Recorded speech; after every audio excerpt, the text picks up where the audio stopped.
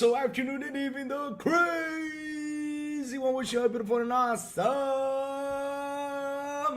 Friday. What's up, everyone? Good morning to you all. How's everyone doing today? Man, wait, didn't this thing go live? Oh, I thought it did. But what's up? How's everyone doing today? What's up, chat? Can you guys hear me loud and clear?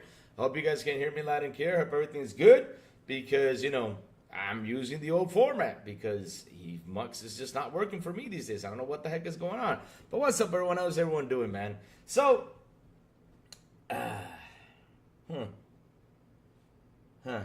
weird that nobody's jumping in. What's going on?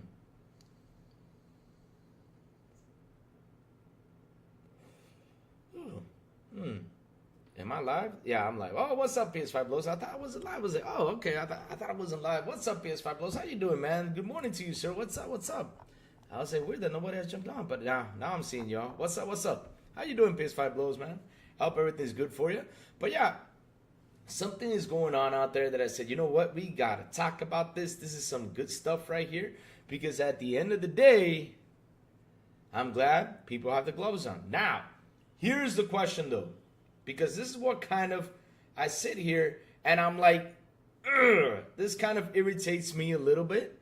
Because, wait, are you guys doing this now because of the $80 price? Because, I mean, when the $70 price happened, why didn't y'all pick up a fight about it? Or how about the upgrade for the games? Why didn't y'all fight about this? Why didn't y'all fight when this was happening back in the day, right? When all these changes were happening, why didn't you guys go out there and fight this? Good playing Ace Combat. I got on sale, Maverick Edition, $15 a couple weeks ago. Man, I finally sat down and finished that Ace Combat game. And let me tell you something, PS5 Blows, it's a really, really good game. I had a blast with Ace Combat. Beautiful game. I bet you're using that futuristic plane, right? That one that goes super fast, man. I mean, that plane is phenomenal because there's a level in the game that it was almost near to impossible if you did not have a fast plane to go and get the targets. Yep. I mean, that was that level right there in Ace Combat. You had to destroy these targets on the ground, these SAMs.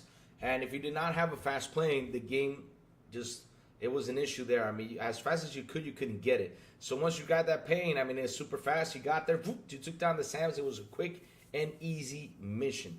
Yeah, Pony said they pay 100. Oh, dear Lord. Oh, man. They always say something, right? They always got to add their 2 cents. And every time they add their 2 cents, they don't go out there and fight about this, right? Because that's what you got to do now. Now we're fighting because now we're seeing the $80 price tag because, kind of where the times are changing because probably back in the day, you were sitting there at home. I don't know what you were doing, right? I don't know if you were working. I don't know what the hell you were doing. But yeah, you could have found it simpler to pay more money for games. But now, since you actually see the truth, now you're out here fighting this, Incredible. It's not even your system, But since y'all know that if one starts, everyone tends to follow, right? Like how I say, right? If one begins, the others tend to follow. Because already yesterday, we saw that Sony came up with an article saying talking point, $80 games, and I mean, hell, it's not a good talking point, right, chat? I mean, we don't want to hear it. So, yesterday, right, and let me switch the screen. Let me do a kapow moment, because just like that, just like how the picture shows it, look at Donkey Kong right there punching the hell out of that, what's it called? Out of that wall, right? Just like that. That's how we are feeling. That's how us gamers are feeling right now. We feel like we got to put our gloves on. We got to go out there and we got to fight this. Oh, I guess this is why my volume is a little bit low. Yes, I guess I fixed it now. It's been fixed, I guess so. So this is what's happening, chat. This is what's happening. These guys put the gloves on. I said, you know what? It's time to fight this because we ain't happy. Of course we're not happy. I mean, this is freaking crazy. All right, guys, let me pull up the chat. So just in case I have to read what you guys are saying. But all right, here we go. Pull up the chat. Let's go. Oh, is it still showing the chat? Yeah, it is. I mean, no. All right, so drop the price. Scream Nintendo fans during Nintendo's Treehouse live broadcast in this economy. The first couple of Nintendo Treehouse broadcasts has begun. And whilst we hover up all the new information and details, some fans have been quick to tell the world, well, the official Nintendo of America YouTube channel at least exactly what they really desire to communicate to the head honchos over at the Big NHQ. As seen below, almost as soon as the show started, fans were jamming the live chat with drop the price messages, with one saying, Nintendo, we're poor, we can't afford $90 for Mario Kart. Are you freaking serious?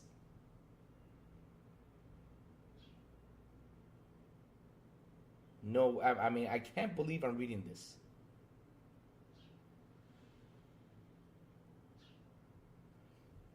Nintendo, we're poor, we can't afford $90. So wait, what happened to the welfare gamers though? I mean, that's what they used to call the Xbox fans, the welfare gamers. Now you guys are out here screaming that.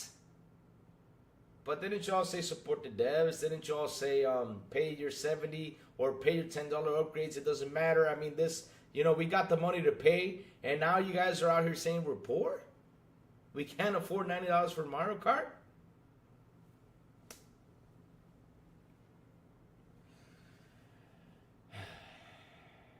So, I'm going to tell you my take about this, right? Well, I sat here, and many of my fellow guys, out there, that do YouTube channels, that I've talked about this most of the time, right? But many of my fellow YouTube content creators, right, have sat here and talked about this and said, if you guys don't start fighting these companies and start fighting back about high prices, stuff like that, this is what you're going to get. And yes, you are getting it. And so now when the company starts to do this, now you guys are putting on the gloves. Now you guys are mad. Now you guys are furious about this price because it finally hit us right? Because like guys, I was talking about yesterday, right? I mean, yesterday I mentioned this. Like we kind of understood and took the $70 thing because guys have not raised the price since forever. We kind of almost got it there.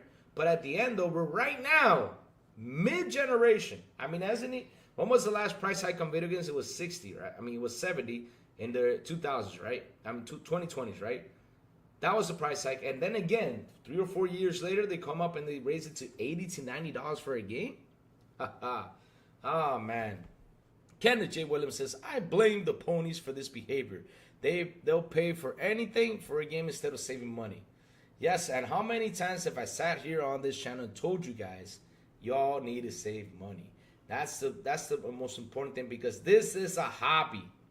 This is a hobby. It's an expensive hobby, guys. It's not a cheap hobby. It's an expensive hobby. Why do I say it's expensive? Because damn, man. I mean, look, no matter what, this is a video game. You can't eat it. You can't. I was gonna say another thing, but you can't eat it. You can't do nothing with it. Just sit there and play a game. That's all you can do. You just put the game in and play. That's all. But right? But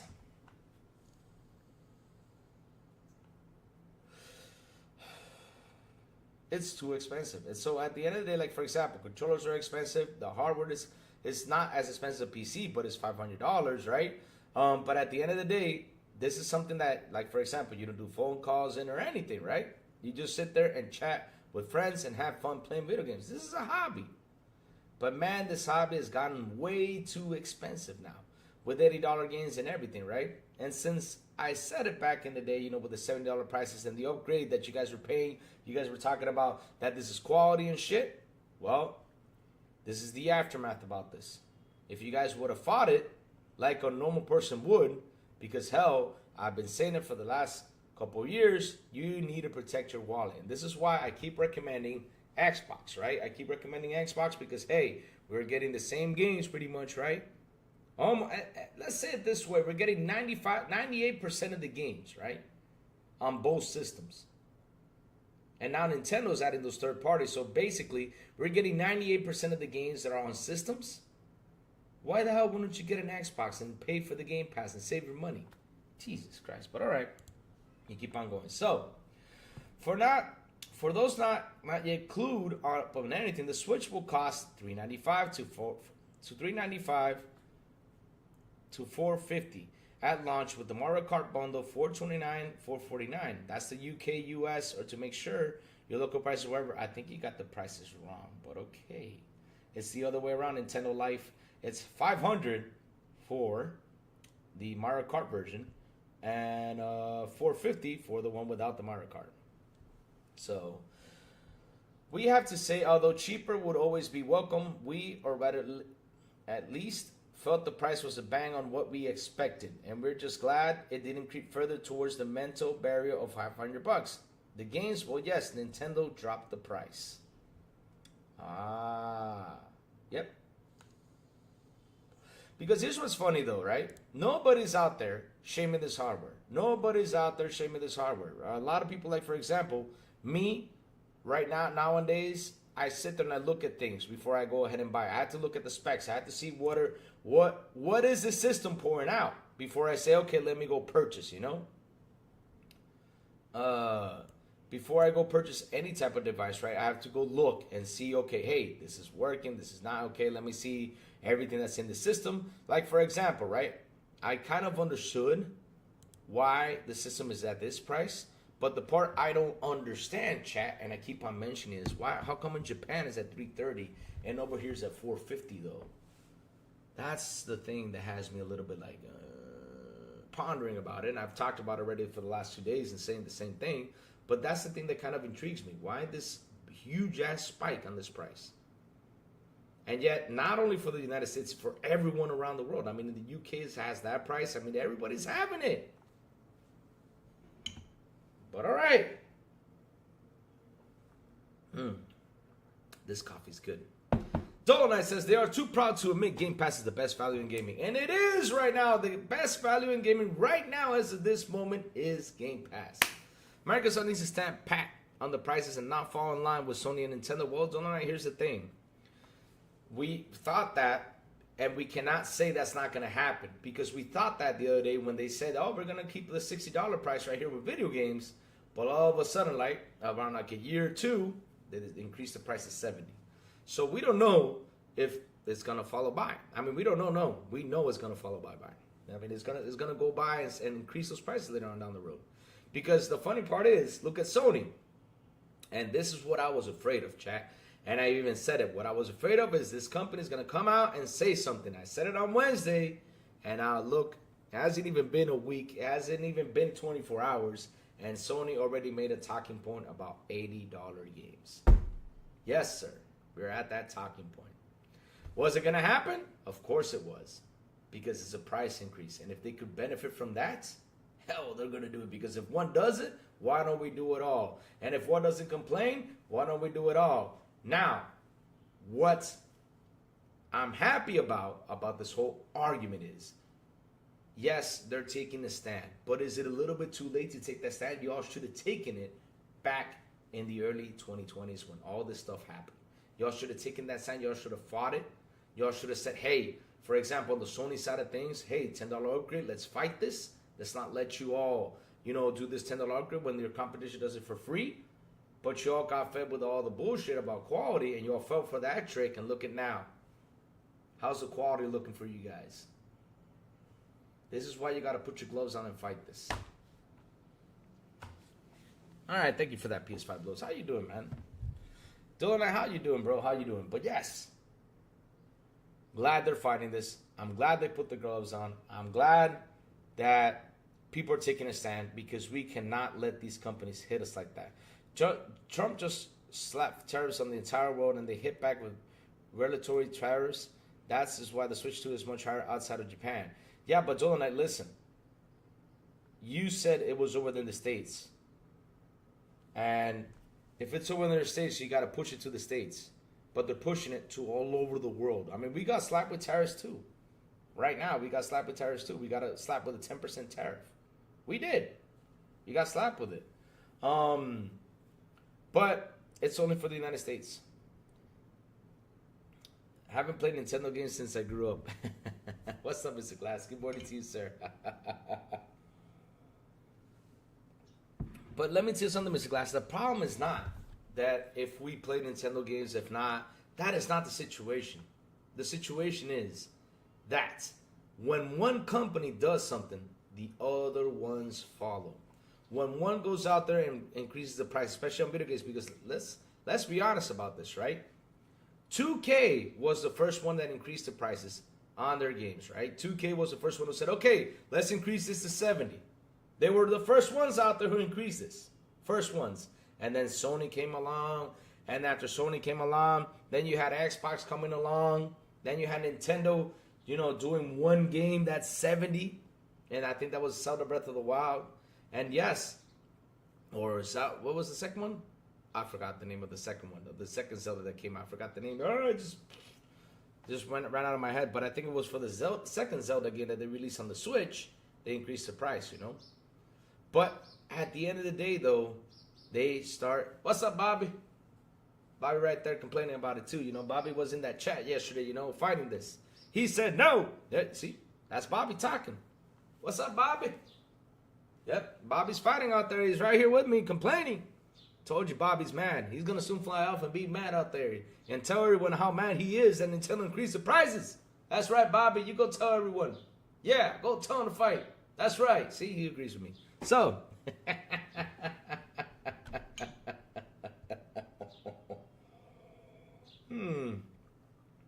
But like I was saying, though, chat. This is what happens when you let things go through. Instead of putting a stand fighting this, it's time to do it. Kind of like how the PS Plus price increase.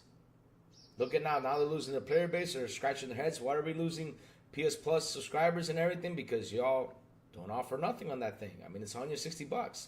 And what do you offer? Shit. People want better stuff over there because they're seeing that their competition, which is Game Pass, is actually giving them good stuff. Even though it's a bit more expensive, but it's worth every freaking penny. Because once we sit down and do the math, because here's the thing though, this is the part where you companies don't understand. We sit down and do the math. We're not stupid. But once we sit down and do that math and say, okay, well, $20 a month, okay, Xbox, like for example, this year, they have released pretty much, let me see, they have released big titles, right? They released Ninja Gaiden for $40, $50, right? That's one game. That's an Xbox game, right? That's one. Then they released a Valve for $70. That's two. Doom right now is coming out next month, and that's $70. Now we got South of Midnight, that's $50. And once you sit down and do that math and be like, oh, wait a minute. Shit. I mean, this is 5 big games that I could spend $70 on, but wait, I'm going to pay the $20, right? I'm going to pay the $20 right now over here. And once I pay the $20, I got those games right here. And not only that, I get 500 extra titles in there. And also I'm getting Borderlands and getting all this stuff. I'm getting Diablo and all these crazy games. Tony Hawk is also coming to Game Pass. Like I said, once we sit down and do that math, we say, you know what? Xbox, take my 20. Xbox, let me see, having Game Pass allows you to try games and then buy them to a cheaper price too. That's true. That is true. Like, for example, you can also have early access for a cheaper price. We don't have to go out there and pay that $90 for early access, right? Game Pass says, okay, you want to pay the early access for the premium edition? Here you go, $35 or $10, like how it was for South of Midnight. That people have been playing it. And guys, if you guys play South of Midnight, please go ahead and comment about it. Tell me about how you felt with the game. Because, I have read a lot of reviews out there about that game. And yet, I have not seen one person mention one of the most important things out there, Borderlands 3 is cringe. I bought it for $10. Good. Hey, that's a good price. That's a good price. That's a good price. But yeah, it's a weird situation, guys. I mean, this whole out of nowhere they come out and say, well, because of the tariffs, let's increase the price to 80. That sounds pretty good, Let's put it out there because it's time to do it. Dude, Nintendo. I mean, I don't know where you guys have been. I don't know if you guys studied the market, but if you did not notice that people are not buying new games as of late. People are holding back. Games released, they hold back and they wait. They rather wait than buy new games. I mean, dude, come on. The reviews are Xbox tax because not on PlayStation.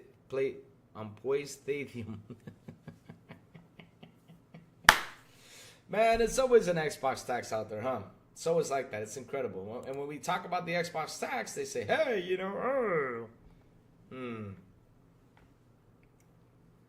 Yep. That's how it is. What's happening out here? Oh, okay. So, all right. I know what you meant with South of Midnight, because the thing is, with South of Midnight, right? I have read a couple things out there that I was like, okay. I mean, seriously, you guys are not focused on what's the most important feature of the game. And let me tell you something. Once I play it, once I give it a go, I'm gonna sit down and review it the proper way. And you know what? We're gonna do a full episode just on South of Midnight. I'm gonna grab a YouTube recording right here. I'm gonna put myself on camera, and I will talk about how I felt about the game, and I'm gonna express what my review is. I'm gonna do something different. Not those 10-minute videos. I'm gonna do it live. I'm gonna sit here, do it live with you guys, and let's review games live. I'm gonna call it the review game about this, Hey, Olivo, Olivo, Olivo, mi hermano Olivo, mi hermano loco Luis, compadre. What's up, Olivo? How you doing, man? Good morning to you, sir. You see my nose? Wait a minute, I have nose hairs? Hold up.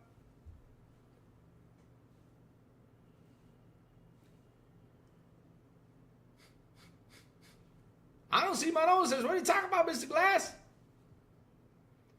Mr. Glass is like, man, look at Lou doing the zoom and doing those faces. Now I'm gonna be clipped for that stuff right now. I bet you I'm gonna be clipped for that stuff. So bring it back in, guys. I'm doing good, Olivo. I'm doing good. I'm just happy seeing the Nintendo fans going out there, fighting this. Good that you're fighting this, but hey, you're too late. But okay. Hey, at the end of the day, at least you're fighting this. But this is what happens when you do it from the beginning. You all should have done it from the very freaking beginning. Y'all should have fought these companies. Always. I mean, even if Xbox came out.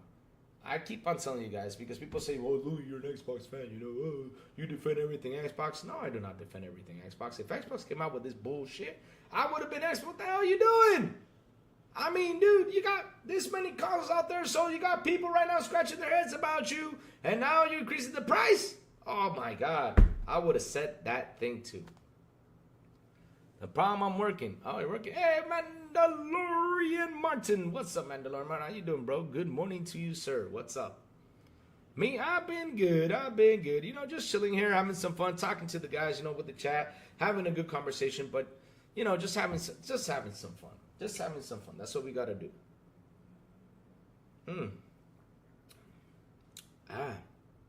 This is good coffee, huh? But yeah, I've been good. I'm just happy, having a blast, sitting here talking, and seeing something happen, something beautiful happen. But that beautiful came too late, If Nintendo's products sell well, then they must have a market. The fact that I don't buy Nintendo products doesn't solve that. Space Shot, what the problem is? That if they do sell well, everyone will follow, because that's the thing, though. And this is why you got to go out there, and like I said, we got to fight these prices, because at the end of the day, it's expensive. $80 for a game is expensive, because here's the thing, though, right? Okay. What's the NVIDIA chip inside the Nintendo Switch? What's the NVIDIA chip inside the Nintendo Switch? I don't know. That's one. So what is the innovation? Like, what is it going to innovate into the game? I don't know. That's another thing, right? That's another thing. I mean, I don't know what's inside the game that's so innovative. What is the innovation behind these Nintendo Switch games? You see, we got to fight, Louis. Let's go. You see, even Purple. Oh, man, Purple agrees with me. Oh, Lord. You see? Man, if I got Purple on my side, that means I'm doing a good job today. What's up, Purple? How you doing, beautiful? Good morning to you. But there's literally no way to vote against that except not buying. I'm already not buying. 100%. Yes, that's the only way. Not only that, you got to get your voice out there like everybody did, because I was happy, totally happy to see that news. That 99% of the people on that show, they were saying, drop the price, drop the price, drop the price, drop the price.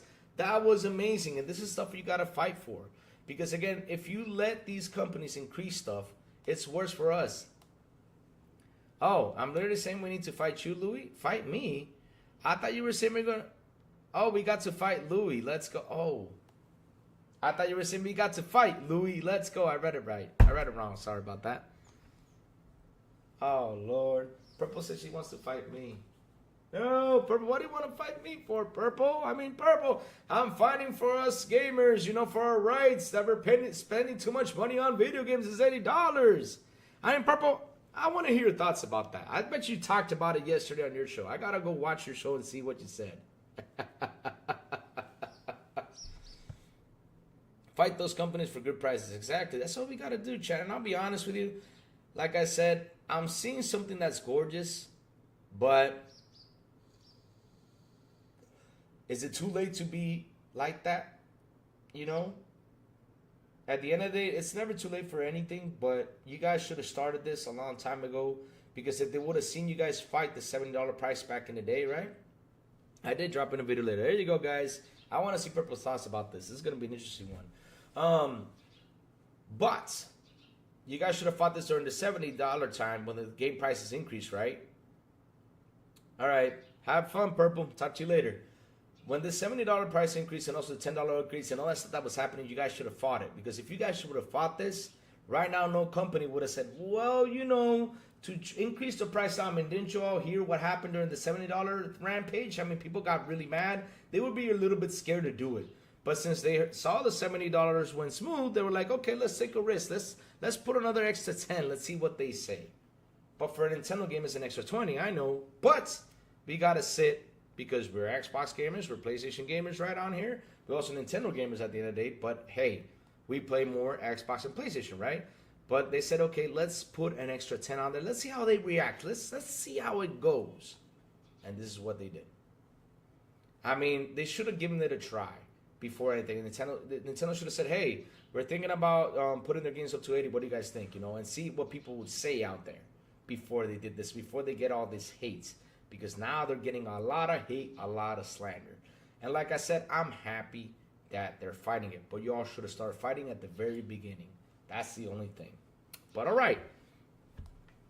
They only care if the game media warned them about the way that builds it Xbox One.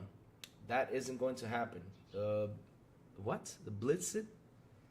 They only care if the game media warned for them about it the way that builds it Xbox One.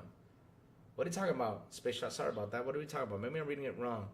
Let me see. Louis, if Sony makes next PlayStation more expensive than next Xbox, I'd be like, that's crazy.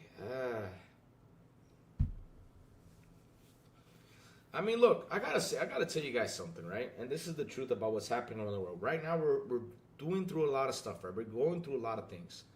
Like, I remember I had this conversation with the guys, and I told the guys the other day, I said, listen, we have a problem here, right? And this was like 2 days ago. This man, and this was right before I read the news, that this man, keeps on with the tire situation. I mean, we're going to go back, we're going to go back into COVID times, and we're going to see the economy crash. And right now, this year should have been the time that at least we get a little economy boost, because last year was awful. The year before was bad, and this was the year that things would have kind of, gotten a little bit better. I mean, things would have to change, but you know what happened? Things just went back to how it was in 2020, and now it's all over the news, And will this work? I don't know, because I'm not political, I'm just a guy that has a business, and plays video games. But it's crazy. It's crazy. It's crazy. And now, we got price increases of video games and everything. And if, like I said, media. I mean, I don't know where you guys are at with this, but dude, people are not buying $70 games. They sit there and they wait for a sale. Because one thing is they're not buying it is because your quality, like you guys offer, people weren't that stupid. They saw that your quality was not top notch like you guys said it was. It's not. I'm sorry, it's not. And that's why people took notice of that and said, you know what? I'll wait for it to be on sale. And so now, if you had like top quality games, for the price, then things would have been different, right? But it's just not that true as it is, Let's see. Bilson, meaning the game media, threw a huge tantrum with the Xbox One. Space Shot, they always throw a huge tantrum at anything at Xbox. They always do. All three of them have to make a decision. Is one of them going to try and differentiate the price? On price, maybe. Well, I mean, here's the thing, though, and I keep telling you guys, when one does it, along the way, everyone follows. I'm not saying it's going to drop tomorrow, right? But one of the things that scared me was that when I saw Nintendo putting up that price, I said, you'll see, everyone will start to follow. And already the next day, Push Square comes out, and this is a gaming media that, you know, it's a Sony site. They say, how do you think about $80 games? I said, oh shit, here we go. Now they're talking about it. To see people's reaction. Now, you know what they do? They start to play chess. This is what they do, because this is how I would do it. As a businessman, this is how I do it. Well, I sit there, right? And I grab my teacup or my coffee mug. I grab a piece of donut. Or if you want to smoke a cigarette or whatever. But I sit there and I do this. I start drinking coffee. And I start watching those numbers. And eating my donut. Patiently watching how those numbers go. Right? And once I see how it goes, if I see, like, for example, Nintendo's, hey, Bobby, you still mad, Bobby? Yeah, Bobby, that's right. Be mad. What's up, Bobby? Good morning. Yeah, I know. Yep, Bobby's pissed off again. See, Bobby came back and is ranting again. So, bring it back in. I would have done that. I would sit there and wait. I would wait. And if I see that, for example, Mario Kart sold 20 million copies, 25 million copies, 30 million copies, then I say, okay, now it's time to move my chess piece to do the checkmate, to get my money too. I'm going to start increasing my price. That's what I would do. If I was dumb, I would do the same exact thing. And I see, good morning, Crazy Louie and Bots. Playing South of Midnight right now. I'm liking it. Nintendo gone crazy. And PlayStation has no games, oh dude. Be nice, come on. Otherwise, people just to go back to Fortnite, only Epic succeeds. Yep. I had to break it to you, to people, but because the game industry is a super mega hit driven industry, they are spending way too much on game development. The bar needs to be lowered dramatically. And that's another thing that we push a lot, because we have pushed for them to be like this, right? We have pushed this because, of course, we want, to see graphics. We want to see cool stuff, But, we should blame Lara Croft for this. It's all Lara Croft's fault. Yep, we should blame that. Let's blame the Tomb Raider chick. Idols, it's your fault for making Lara Croft. You know what I'm talking about, right? Nah, I'm just kidding, Chad. It's not their fault. But at the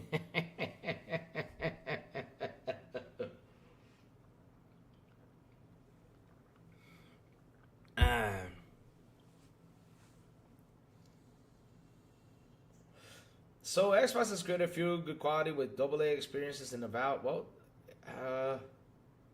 yeah. Oh, no, yeah, that's right. It's the Series fault. Yep. I mean, we saw one dude go out there and blame Xbox for this. I'm still laughing about this. How can you blame Xbox for the price increase? Like, Xbox went to Nintendo and said, hey, you got to increase the price, or now you're not getting my game. I mean, seriously, Xbox takes decision on Nintendo. I did not know that Xbox had part of the Nintendo stock. Dude, come on. Jesus. Incredible. When the ABK deal was happening, they said Nintendo doesn't compete. You guys remember that? They were saying Nintendo doesn't compete because Jim Ryan even said it. They're like, that's right. Nintendo don't compete out here.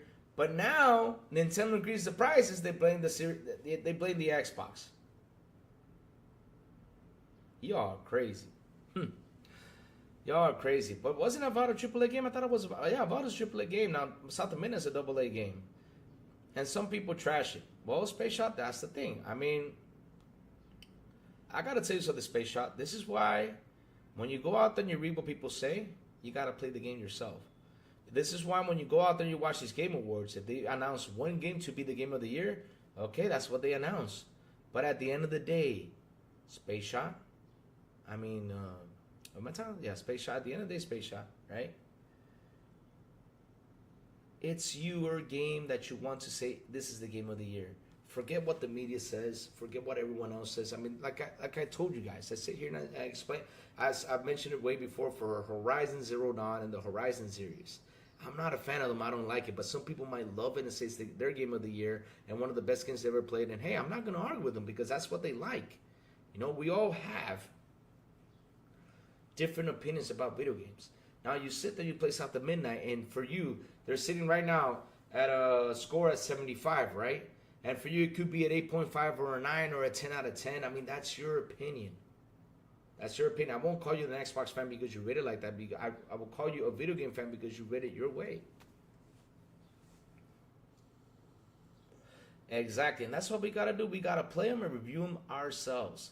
Funny thing is, he blamed Access for lack of competition for the game prices. Yet the same people who want to go away and leave non-competition. Exactly. There you go, with the broke boy Lewis. You got it right there.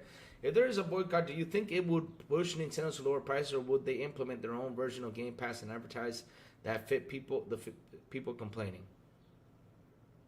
Wes Davis, if Nintendo had a platform like Microsoft did, that I can see that happening about the Game Pass situation. But the people need to boycott this, and yes, they will lower the prices, because at the end of the day, they will not sell, bro. They won't sell.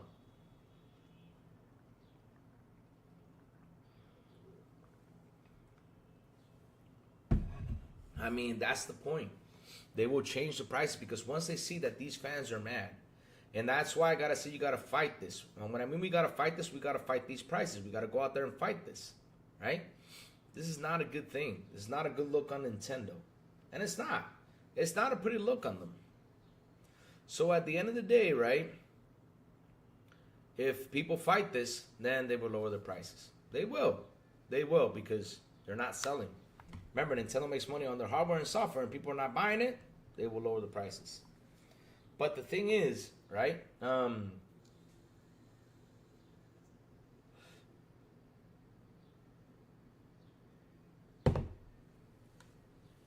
Lord. But the thing is, right, like I was saying, right? Where was it? I got lost. But, yeah, I say fight it. Guys, fight this. Let's fight this, even though it's a bit late, but they should have fought this back in the 2020s when the $7 price came. A lot of people accepted it. But, for example, the $10 upgrade should have been fought. People should have said this should be free. And then PlayStation were not happy with this. You got to change your decision, because for Xbox is free. Do it for free. You know, they should have fought this. But since they love to let PlayStation come in and do whatever they want with them, well, then there you go. And this is why Nintendo, because this is what, see what I mean with how companies follow? You see what I mean how companies follow, right? Xbox does it for free. They upgrade your game for free. And they found it wrong that they did. Now.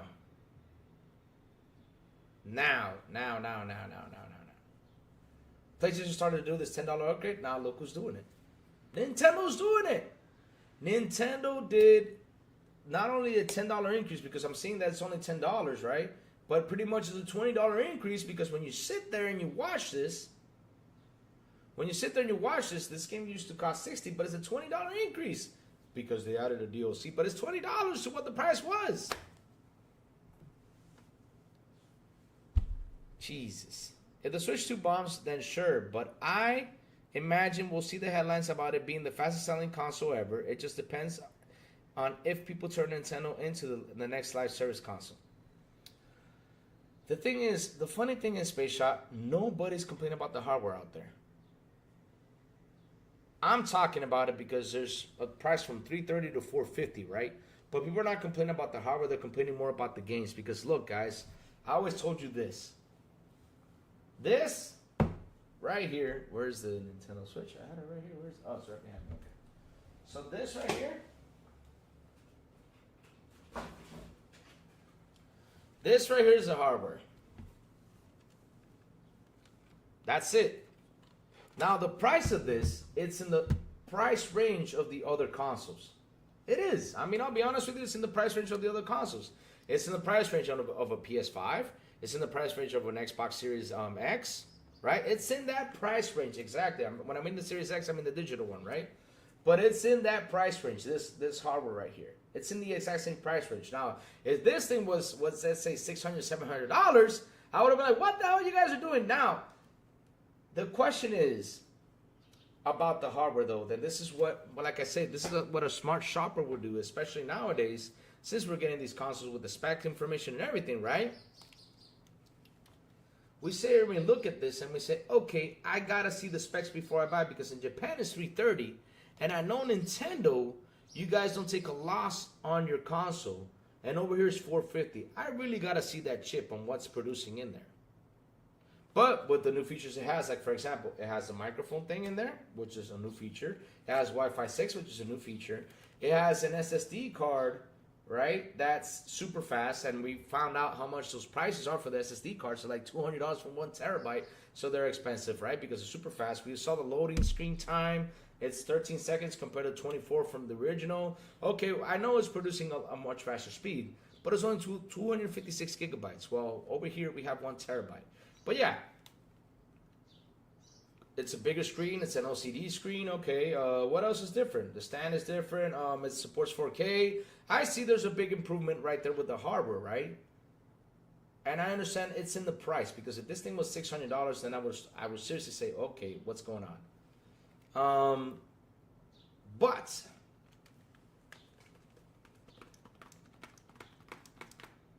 we buy this, and this is where we start.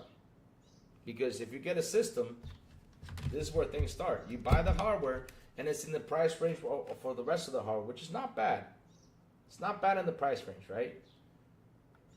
Now the games, though, is what really help you all, get more money to keep producing this hardware. This is just the base thing. You probably make like, what, $10, $20 with this thing, or $30. I don't know how much they're making with Nintendo Switch 2, but, shit, this is just base stuff, right? Now, for the games, where's you guys bank is the most expensive thing, And, yeah. Right now it's too expensive. So, all right. I'm not saying I won't, but how many people don't watch YouTube? You haven't seen this direct, and only will know there's a new Switch when they see a TV in a few months. Yeah, they will know it's a new Switch. You're right about that. You're right.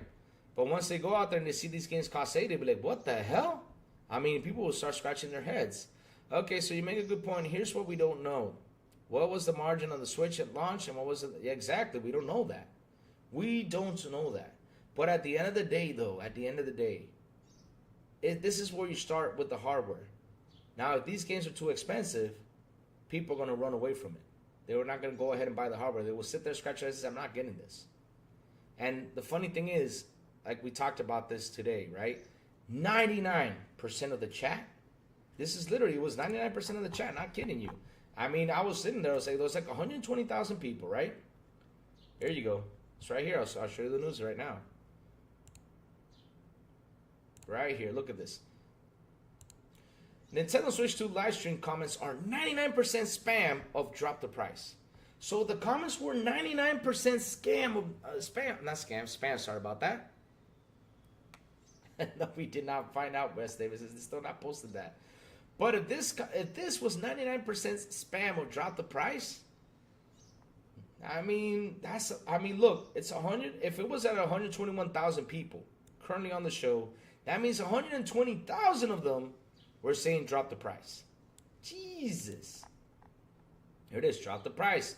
Drop the price, back to 60, stop being greedy. Drop the price, or we will not buy. Drop the price. Price aside, that's one of the coolest Mario Kart courses ever. Drop UK prices, drop the price. Raise the price. Now that guy's, seriously, come on. You can see us, you're not getting away with this. Drop the price. Bring back cost of $49. Drop the price, drop the prices. This game looks great. Okay.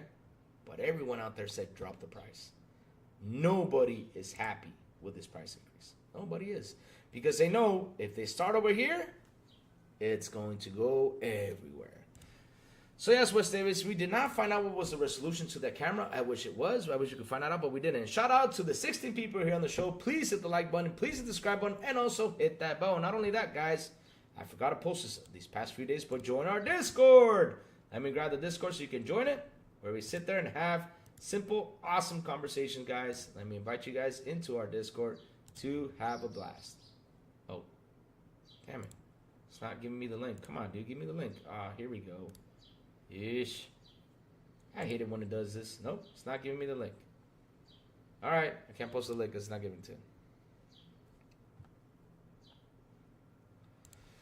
So, Lithia Mahia says, not having an actual physical game, just downloaded code for some games is crazy work.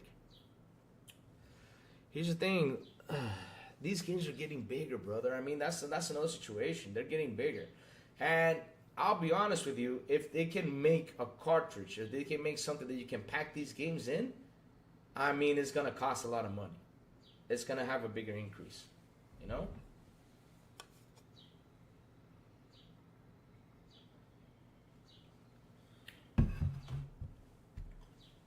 Physical guys better realize it's over.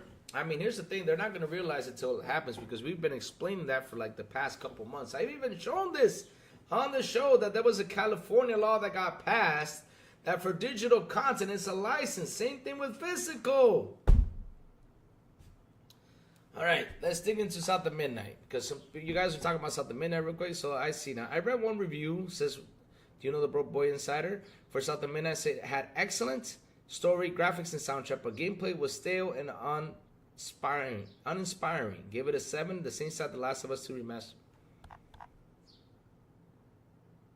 Oh dear Lord.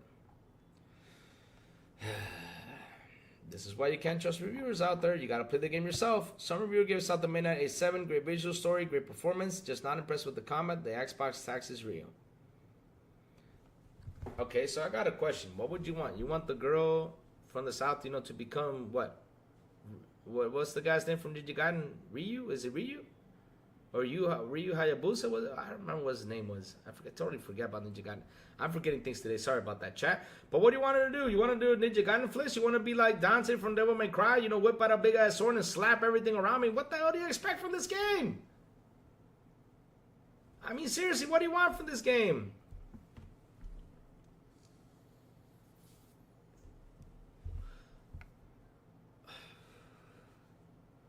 Okay, yeah, you know, yeah, South of Midnight girl, you know, should be doing cartwheels, flips. She should become, you know, Nightwing from Robin from the Batman games, or she should be like from the Shadow of Mordor, dude, you know, going out there slashing and hacking and destroying things. She should go big and become Captain America, you know, grab that shield and slap everybody. She should get a super shotgun and blow up things, stuff like that.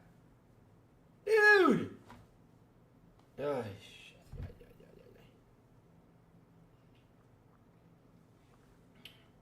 Man, I can't wait to play this game. I cannot wait to play this game. I cannot wait to sit here tomorrow and play. Is today Friday? Yeah, today's Friday. I gotta install this game today. I can't wait to sit here, play the game, and see what in the blue hell these guys were talking about. Because I gotta see if it's boring or not. Because listen, I'm playing Assassin's Creed.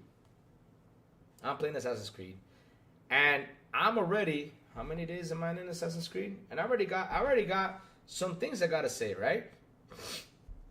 About the Assassin's Creed game. I already got some things I gotta say about it, right? I got some negatives, I got a lot of positives, and a few negatives, right? About the Assassin's Creed game.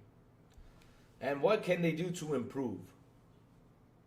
I saw someone out there write a review saying, well, I gave it this much, 16 out of 100, just to impulse compulsion to do better. Really? To do better what? I mean, this is one of their better games right now. And a 16 out of 100 when everybody was giving it a 75 or something like that. I mean, I don't know about you, brother, but damn. Why'd you gotta give it that low review, like, for it to be better? They're doing they really sat there and tried to do their best with this game, and nothing wrong with that. So yeah, with Assassin's Creed, I'm 2 days, 9 hours, and 40 minutes into Assassin's Creed game. Not even done with half the map. Final Fantasy VII shipped on 2 discs. The game is on the disc. But yeah, but either way though, when you install it, they gotta send a code and allow you to install it, because that's what they do nowadays. They put a code out there. It's because of the piracy situation, right? Because remember, people used to pirate a lot of games back in the day. So now the disc have a code. Once you put it in there, it's gotta send a signal out there in order and let you install the game. They did that because of the piracy stuff. So I don't buy physical games on Xbox anymore, but we're supposedly have regulators. They could have passed a rule in 2013 that a physical release has to have a damn game on it, but instead ABK laugh a lot. What a joke. Nah, here's the thing though, Space Shot, right? I really gotta look for that Nintendo box. If I find it and if I read into it, I bet you it says it's a licensed game. I gotta look for that Nintendo Friday the 13th game and read about it on behind. If they had this for years, they're not gonna change that. But even though the game was packed into the cartridge though, but you know, at the end of the day, here's the thing though. You may have the game, right? You may have the game, but a new system comes out, and the old game does not work on the new system. It only works for that old system though. So in order to play, you gotta get that old system. You gotta seriously buy, unless if you buy, you know, one of those systems like the toaster, stuff like that that's been invented. Then yeah, you know, because that's a product that's been invented, you know, for you to play the games. But at the end of the day, though, right? In order to play the original Nintendo game, it had to be on a Nintendo game. I mean, Nintendo system. So I think it's a license, though. I gotta really look for that. But like I was saying about the companies don't put the video game on this. Let me see. Not now. They could have been required to protect consumers. What that regular is supposed to do, protect consumers. Instead, they had a baseless ABK action and now are worthless. Yep. And that's sad because they fought this and it was just a waste of time. They let this thing run through too long. And I say this as someone who buys digital, but I think you should have the physical option. Well, the thing is though, Space Shot,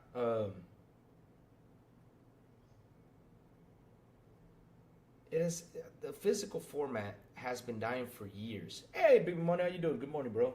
But the physical format has been dying for years. They've been dying since the movies and the music industry. Because remember, back in the day, you used to go to CD stores. Remember, there used to be CD stores. Now they're like CD vinyl stores out there, right? But there used to be CD stores where you went in there, bought a CD or bought a vinyl, you know, to listen to your music. Nowadays, you got Spotify, you got all these apps that really changed everything. You said the game is under the... There you go, Dodgeman Gaming. That's right. It needs an update to play them. Yep. That's the code. It sends the code out, and once it says the code comes in, and it lets you install the game. But once that code leaves, how will the game work, though?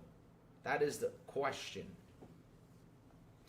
But the physical format has been dying for years. Remember, I showed you guys VHS. I mean, look, guys, this is true. Hey, AC founder Mr. Click with the $2 super chat. What's up, Vic the Click? He said, "What's up, Louis, mi hermano, y lo cuero." Damn it, I fell for that. Vic, I don't know about the last thing though, Vic. I mean, Vic, you know. But yeah, like I was saying, the physical format has been dying for years because I've showed you guys this before, and I'll show it to you again one last time. But right here, guys, right beneath here, is a prime example. Why is it dying? You got VHS down here. There's a Sony VHS. You got a Sony VHS, and there's a Samsung DVD. Haven't used that for years. For years. I remember the last time I plugged these things. And they still work, of course. But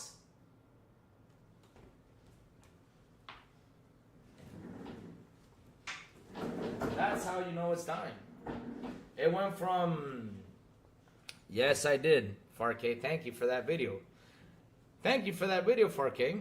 Yes, so 4K made a video, funny video on pick on Louis section. If you guys are not on a Discord, let me see if it actually does let me put the Discord out here. Let me close this because seriously, I do not know why it's not letting me invite people to the Discord. So let me see now if we can get it up to working. Join our Discord so you guys can see the pick on Louis section. And yes, he did a video of Louis, you know, being Louis. He put my head on someone else, and, you know, I did the video. Damn it, it doesn't work. Where's the HD DVD and Betamax? I have an HD DVD somewhere. I have an HD DVD somewhere. I think it's in there. I think I sold it. But yeah, I have an HD DVD.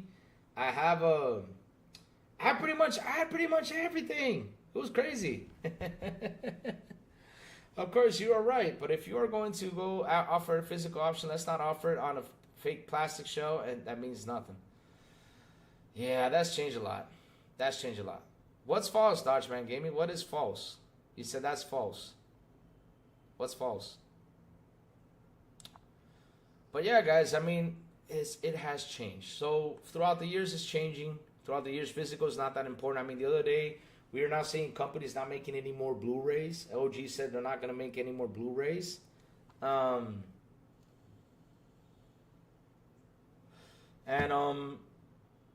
That's what's happening. They're ditching it because now everything is on stream. Same thing, like I said, with the CDs, man. Back in the day, we used to buy CDs. We used to have Walkmans. Now we got our iPhones, you know. Screw that. iPhones with Bluetooth, they know beforehand.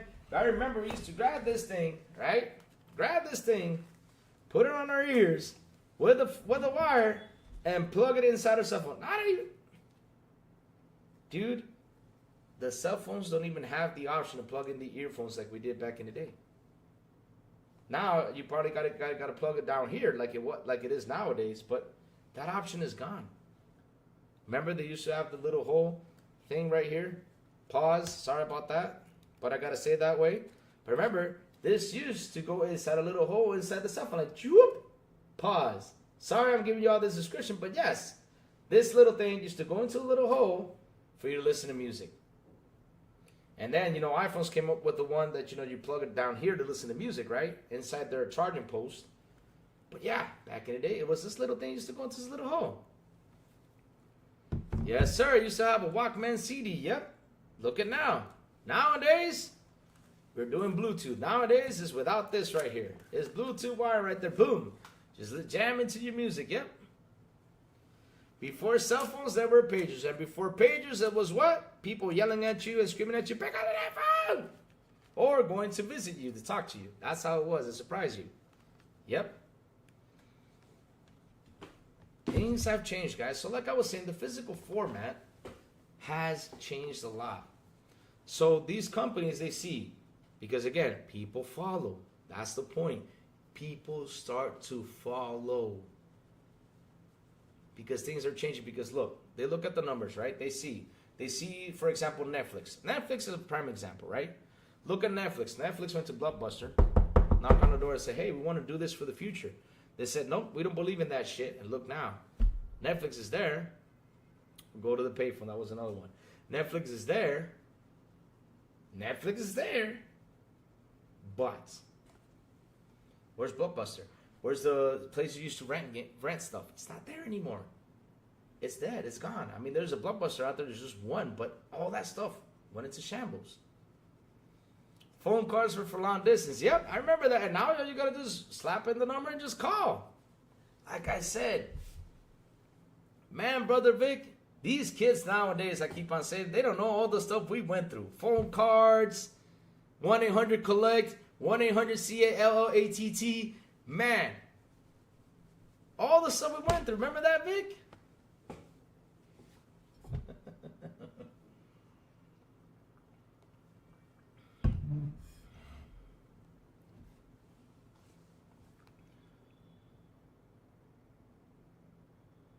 Yeah, hard copies are dying out. Yeah, the disc is the license after it installs without an online update on PlayStation and Xbox. Only physical games that are useless are the online only play. Hard copies are dying out. The disc is the license. Well, here's the thing though. Nowadays, because of the piracy, Dodge Man Gaming, because of the piracy, because back in the days, Miss Cleo, Miss Cleo, Jesus Christ. But back in the day, though, right? It was without a code. So nowadays these discs have a code. When you put the disc inside the console, it sends out a code which permits you to install it. But you gotta be online to install it, pretty much. 10-10-3-2-1. Yes, sir. Yep. I mean, like I said, these kids nowadays don't know what we went through. They did not know that in order to look for a word or a definition, we gotta open up the damn encyclopedia. Now we got Google. All you gotta do is type in Google, and already the answer's right there. But like I said, it has changed a lot. Like I said, back in the day, we should drive a car, go pick up a video or whatever in a movie place, in a movie rental place, rented it, in a video game too. Nowadays, all we gotta do is download it or watch it on Netflix, or that's it.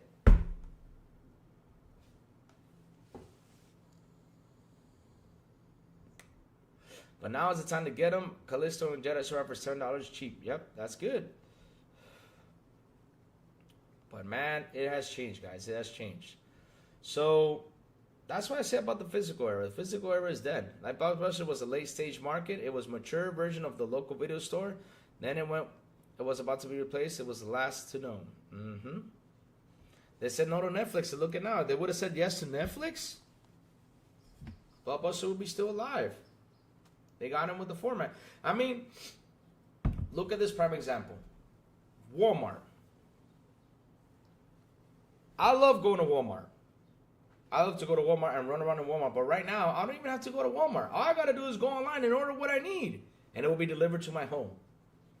Anything. But back in the day, you had to go to Walmart to pick up stuff.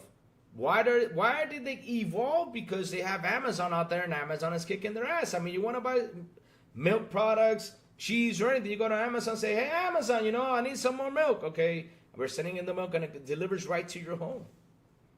Your ham, your cheese, your eggs, everything delivers to your home now in the Amazon supermarket. It does. So that's why Walmart upped the ante. That's why Best Buy upped the ante. That's why all these companies have evolved. Yep, man, go to Blockbuster, get your movies, popcorn. Yep, remember that? Good old days. Yep.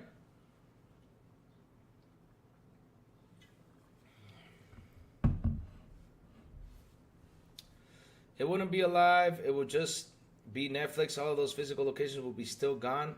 It will be the major Blockbuster shareholders and at least have new business to enjoy. It doesn't have to be online. What doesn't have to be online, Dodge, man? Because I know that these code, like I said, I'm telling you, these CDs have a code. Because remember, there was a lot of piracy going on back. I mean, the last time people were pirating stuff, I mean, they still are, of course, nowadays. But the last time there was a big pirated console, I think it was with the and I have to say this, but yeah, Nintendo Switch was pirated too. So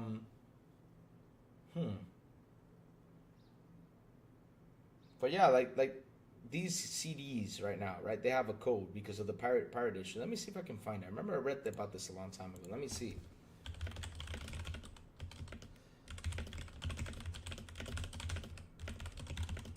Due to piracy. Let me see if I can find it.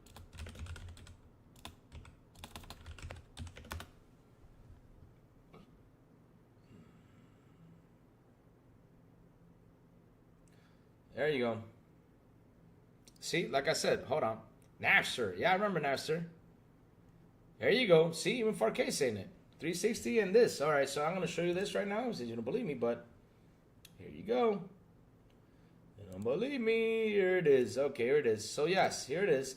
Yes, many video game CDs, especially for PC games, now require a unique code, often called a CD key or product key for installation and or activation, primarily to measure to combat piracy. However, the installer or game client will prompt the user to enter the code during the installation and activation process.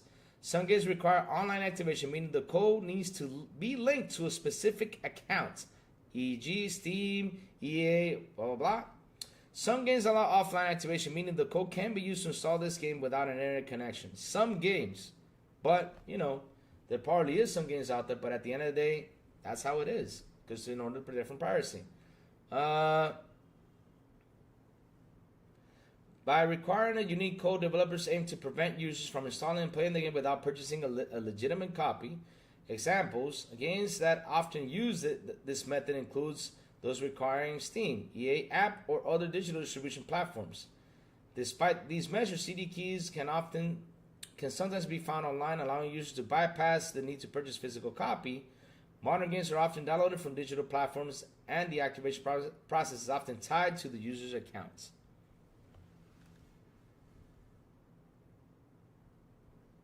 There you go. So there you go, buddy. It's there. That was in order to fight piracy, though. Is that the case? It would be pointless to have them. Your consoles, I'm a hard copy guy. I tested that. Well, you can test that, brother. But at the end of the day, though, as much as you can test them, right? This was the thing that was put to fight piracy. Or you either get online, or there's probably some discs that still have the code in them. There probably still are. There probably still people that do that. But it has a code in them. It does. AEC founder Mr. Glick with a $2 super chat. He says, there's no Walmart in DR. Maybe Walmart.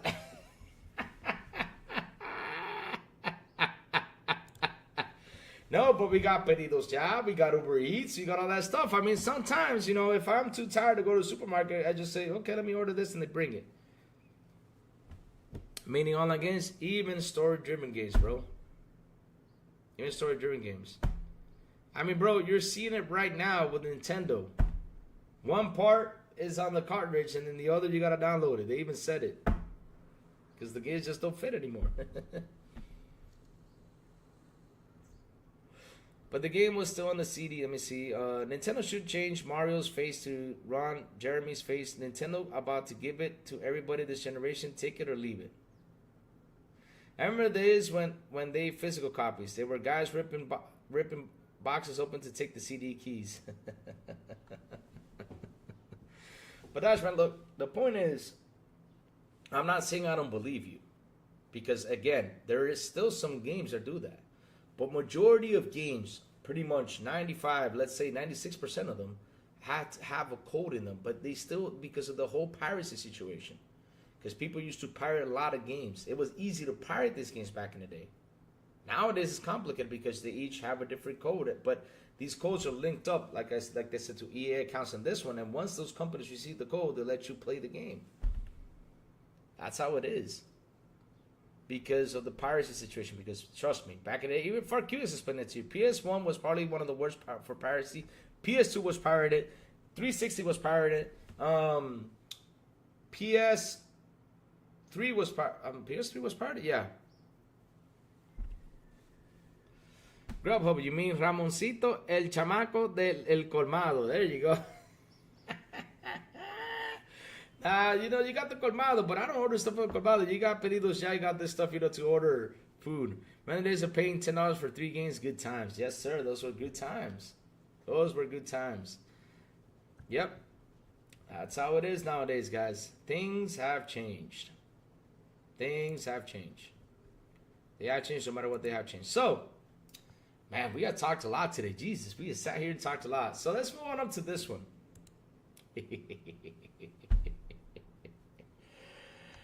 Oh, Lord, here comes a little bit of slander. Let's have some fun with this one. So,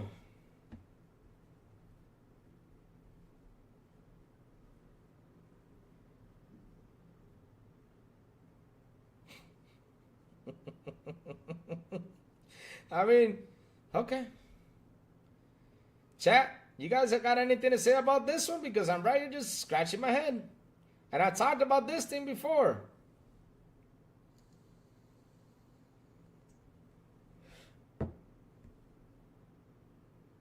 I talked about this before. We talked about how they're now making more movies and games. I mean, look at this. Sony has made a decision to change its Horizon Zero Dawn adaptation from TV show to with Netflix to a movie. Oh yeah, here's another one. Talking to the PlayStation Productions lead Asahid Kisiyo-Bash. Sorry if I butchered your name. Sorry about that, bro. I'm sorry, but hey, I agreed how you adapt a video game really matters. While Sony hasn't focused final success with a TV adaptation of Horizon Zero Dawn, Bethesda very much did with the Fallout series on Amazon Prime. Oh, never mind. Oops, I think I skipped something. I skipped the whole thing. Wow. So, talking to Barrett, the PlayStation Productions lead, Assad Kisiyo-Bash, said the TV production in collaboration with Netflix was not creatively going how we wanted it. To now, Horizon Zero Dawn film will be instead Kisiyo-Bash, sorry if I butchered the name again, also said as part of the interview that Sony is considering turning Astrobot into a feature film.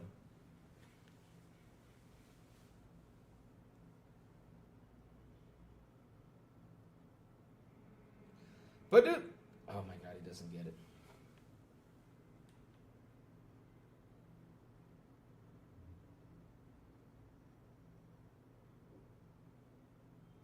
You delete Callisto and install it just for that. I got a question for you, Dodge man. Were you online playing Callisto, or you just play offline? Real quick. I'm gonna get you with this one because if you're online, they already got the code in. But all right, go for it. Because if you do play online, they already got the code in. They did. But again, you mentioned 2 games, and let me tell you something, Dodge man. There is 5,000, 7,000 games just alone out there on these systems. On Steam, there's 100,000 games. At the end of the day, the majority of games, you need this. But yeah, bring it back into this. So, what are we doing here? Why is it now focused on movies and stuff? Because okay, you guys see success with with The Last of Us, it's incredible. When Sony sees money, they focus on that money instead of doing what was the original thing that brought you in the money. They start like, yeah, let's shift some stuff. Now we're talking about films, and how in the blue hell is that about gonna work? Oh well, there's Wall-E, so yeah, it can work. But yeah, what? Originally, a lot of people were approaching to do a feature film and looking at what we wanted to do for this one that felt too compressed. Said Howard, Fallout is such an amazing world. What would we really want to watch in it? Well, we like to watch the next story or the new stories in the world, as opposed to, again, in this instance, adapting a story we have told and kind of compressing it down. For this one, we are very much interested in telling new stories. As second season of Fallout is already going ahead, would you prefer a Horizon Zero Dawn film over a TV show? What I would prefer is Sony make more video games. Because, I mean,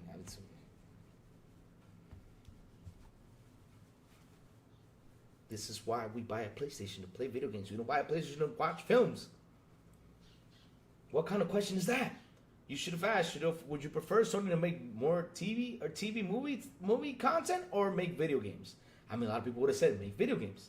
Because that's why we buy the PlayStation, to play games. Okay, alright, so. Yes, so now we're getting a God of War TV show. We're getting an Astrobot movie. And now we're getting a Horizon movie. Make games, damn it. Stop with the film shit. Ah.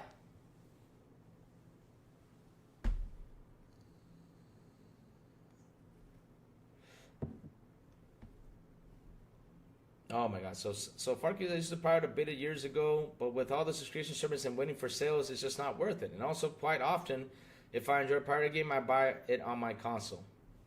See that? Alright, why? The monies they're going to spend in development, that money can fund a AAA game, maybe 2 of them. I wouldn't say 2 of them, I would say 1. Because remember, these games are now, what's it called? Avatar budget. So a game costs the same thing as an Avatar movie. Remember, I did the search on how much it cost to make the Avatar movie back in the day was $300 million. That's how much a video game costs nowadays. So movies are costing the same thing. So pretty much, yeah. But you're right, though. I mean, I would grab that money instead of focusing on a movie and put it into a video game.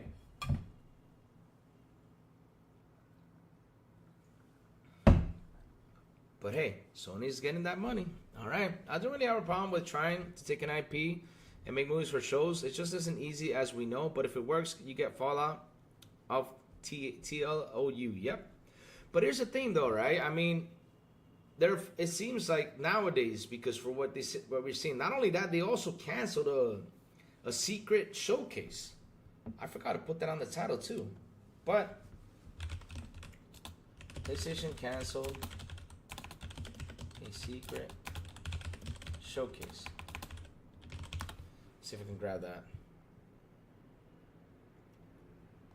Wait, this is. I read something out there that they said that PlayStation canceled something. Something was going on. I read yesterday that PlayStation canceled something. Let me see if I can find it.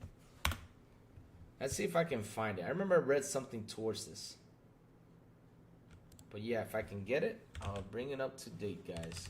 Let me see if I can find it. I know I saw something about it. I know I did. And if I see it, I will show it to you guys. But I gotta look for it. All right. Here it is. So. Sorry about that. Here you go. PlayStation quietly cancels upcoming event in several locations report. Sony has reportedly canceled an upcoming PlayStation event in several locations without a formal announcement. Oh, it was a live concert. Okay. I thought it was an upcoming event like for games. Was announced last... Okay, the PlayStation concert live music event was announced last October and due to kick off soon. But ticket holders in several countries have been told that the concert is no longer going ahead as planned. Hey, oh dear Lord. We spotted Reddit threads of a couple days where players from Denmark, Germany, and Sweden, Italy, and Austria reported that the event in the location has been canceled. Some folks originally thought that the cancellation was an April Fool's joke of some sort until some reports trickled in from other countries. No further information was provided, so no one knows why the concert was canceled. One player from Sweden noted that the Sony partners in the country simply scrubbed any mention of the PlayStation concert from its website. Another player from Ireland claimed that the tickets sold poorly in the country, and it's likely that Ireland will join the list of cancellations soon. Players are understandably unhappy, especially those who booked days off from work, purchased plane tickets for travel, and booked hotel rooms. What? We're sure people will be refunded, but it's an inconvenience nonetheless. Samina Khan is near the PSS, but oh, Jesus Christ. Oh.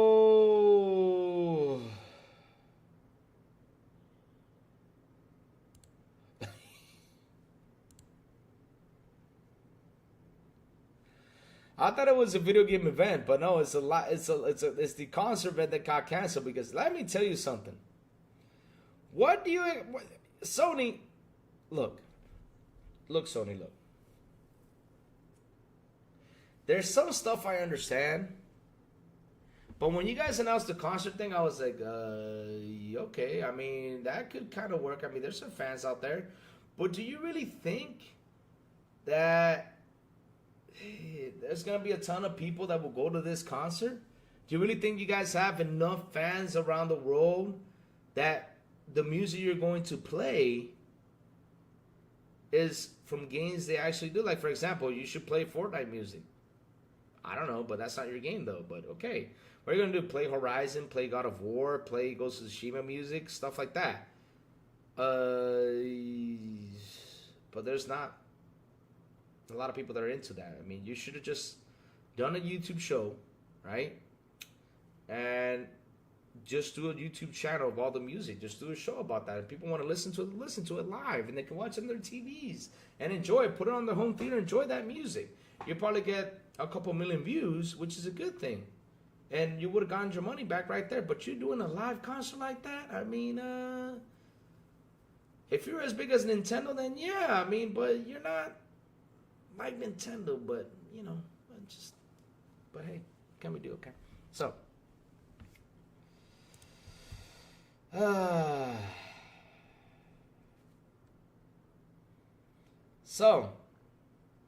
Wes Davis says, bro, I can't wait for the Xbox handle comes out with Steam also on it. Here's a thought: they charge more for it, knowing it's going to consumer friendly with Game Pass. Oh dear Lord, I look boring the game now, boring the movie greats. I would really like to know what the cost was for Avowed. I would really like to know that too.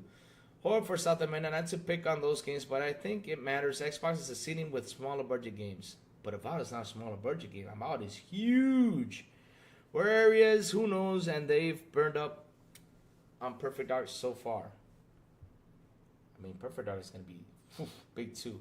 South America, according to Digital Foundry, is pretty much locked at 60 throughout the game, even in the Xbox Series S, the apparent bottleneck for every game.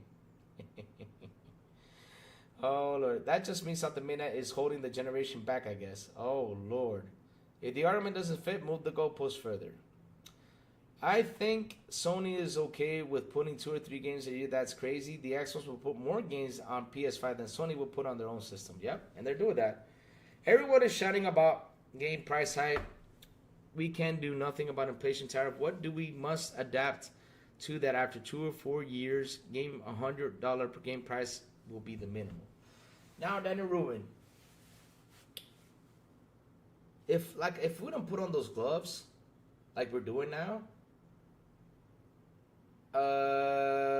if we don't speak on it like we should have done back in 2020, right? If we don't speak on it, then hell, it's going to keep on rising. And at the end of the day, right, people will not go out there and pay. I mean, if they're fighting right now for $100, I mean, we saw the Nintendo Treehouse event, and pretty much 99% of the comments were drop the price. People were not happy with the price. So, hey, They're just not. Oh crap, that's what I wanted to do on my day off. I wanted to finish Astronaut. I ended up using my PC. No gloves, Louis. Straight bare knuckles. Yeah, you gotta put on the gloves. You gotta protect the knuckles. Hell, you gotta protect them knuckles, man. You gotta protect them knuckles. You gotta go out there and fight. Fight, fight, fight, fight, fight. Hold up a second. Let me grab something. Ah.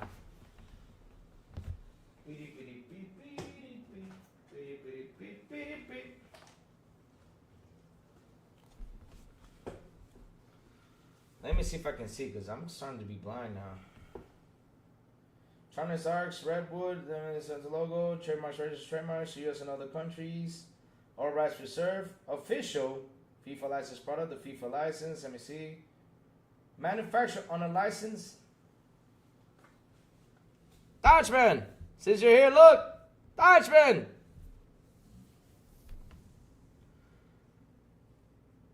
Under license by Electronic Arts Inc. Player names and likeness are used under license from the International Federation of Professional Footballers. You're hearing this? This is a PS2. And let's see. Players are responsible for all applicable internet fees. Licensed by Sony Computer Entertainment America for play on PlayStation 2 computer entertainment systems with the NTSC UC destination only. PlayStation and PS family logo are registered trademarks of Sony Computer Entertainment. License PlayStation 2 game. It says right here on the box. Go for it. It's right here. This fine print right here. It says it right there. PlayStation 2 game, bro. Told you. It's all licensed. They were fooling us all along. But seriously, seriously though, who here is getting the Switch 2? Hey, that's a good question. Me? Saf, I'll be honest with you, right? I have to see what the NVIDIA chip is first. I have to see what it is and see if it's worth the $450. Because if I find out, then what nerd fine line text on them, yeah? I mean, look, I get what they're saying. I get it. I get you. And I'm not trying to debate what you're trying to say, though, but I know that these games are now pretty much a license. That they've been a license for years. The thing is, nobody grabbed these boxes back in the day as kids and read about it. You know what we did? We opened up the boxes, grabbed the manual, and used to read this manual right here. Like, okay, oh, long kick, this kick. And used to look at the pictures. That's what we did. But in fine prints, right here on this box, this is a PlayStation 2 game. It says it right here. Computer Entertainment Systems right here. Let me see. Licensed by Sony Computer Entertainment Systems. This is a license. Games are now I mean, they've been licensed for so long. I told you guys about this. But the Switch 2, though, will I buy it? I mean, I have to check the NVIDIA chip first, and then I'll see if it's the right price for me. Now, if I see it's too high, then I'll wait for a sale to get it. Because in this household, we're Mario Party fans, and we play a lot of Mario Party. When my nephews come, the wife's nieces and everything, we sit here and we play those games. I'm not getting Switch 2 until they drop the price, yeah. I mean, I'll wait for a price drop to get it. I'm in no rush. And also, when I fly into the States, I'm going to take my Nintendo Switch and get my Switch 2. And pay the difference. Because here they ain't giving me that much for that damn Switch. They're not. They're not giving me that much. They won't. They won't. They won't. They won't. They won't. But yeah, I'll wait. I'm in no rush. I'll wait. I'm in no rush. I'll seriously wait. I'll wait. I'm in no rush. I'm in no rush, you know, to buy a Nintendo Switch. I'm in no rush. I want to, but an LCD screen for 450 system, that's not the biggest complaint with it. So, but here's the thing, though, Safo. I mean, look. We talked about they should have brought out the OLED, but we know down the road they will release an OLED system because it's kind of weird how they went from from the last OLED system, and then they dropped to an LCD screen. Right? I was like, why did you all do that? But I know that down the road they're gonna upgrade and say, oh, we got a new OLED Nintendo Switch. Okay, cool. But it's gonna have a longer battery life. It's gonna do what it does, you know. And it's like how I said it, right? Like, for example, if Xbox comes out with a handheld, I mean, I've asked this question before. How would you like the handheld to be? Would you like it to be OLED? Would you like it to be this way? And the majority of people, hey, Yamato, what's up, Yamato? Good morning to you, sir. But majority of people say, all I want is for a longer battery. I don't care if it's LED, LCD. I don't care about that. I just want the, what's it called? The battery to last longer. Yeah, it's going to be between 2 hours to 6 hours, though, they said. So pretty much, let's say a 4-hour battery at most is a good battery life. That's what people want. People want a better battery life than the OLED screen. I'm being honest with you. That's what they want. You know?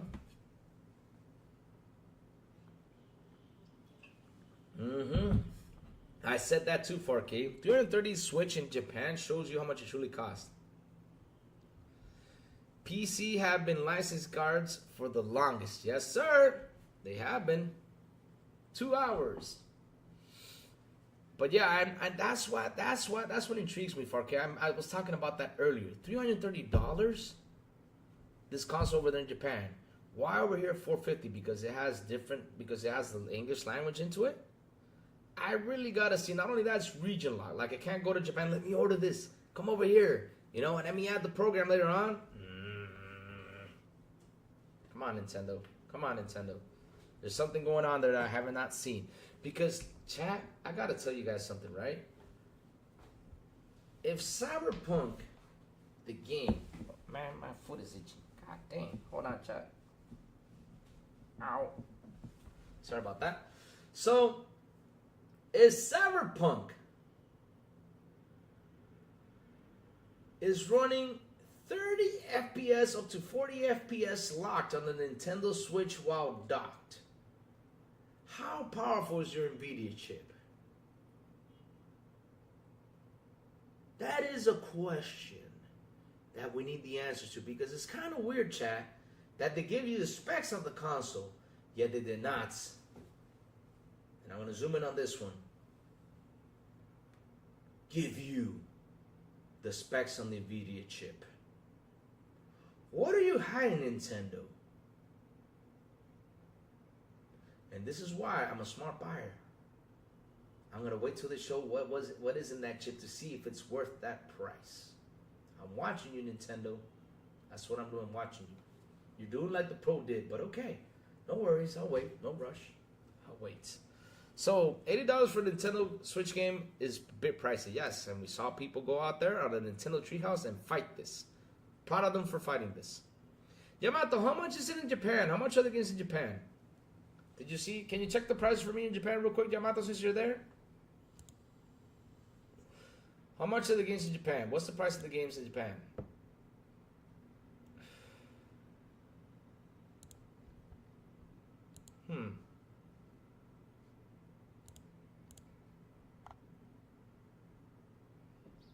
Yeah. Oh, there you go. All right.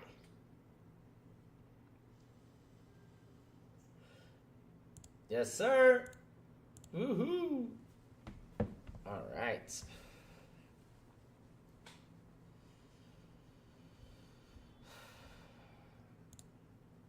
But how much is it, though? Just saw a tweet that just got me excited. I was like, yes, sir. All right. Let's see. How much are Nintendo Switch 2 games in Japan?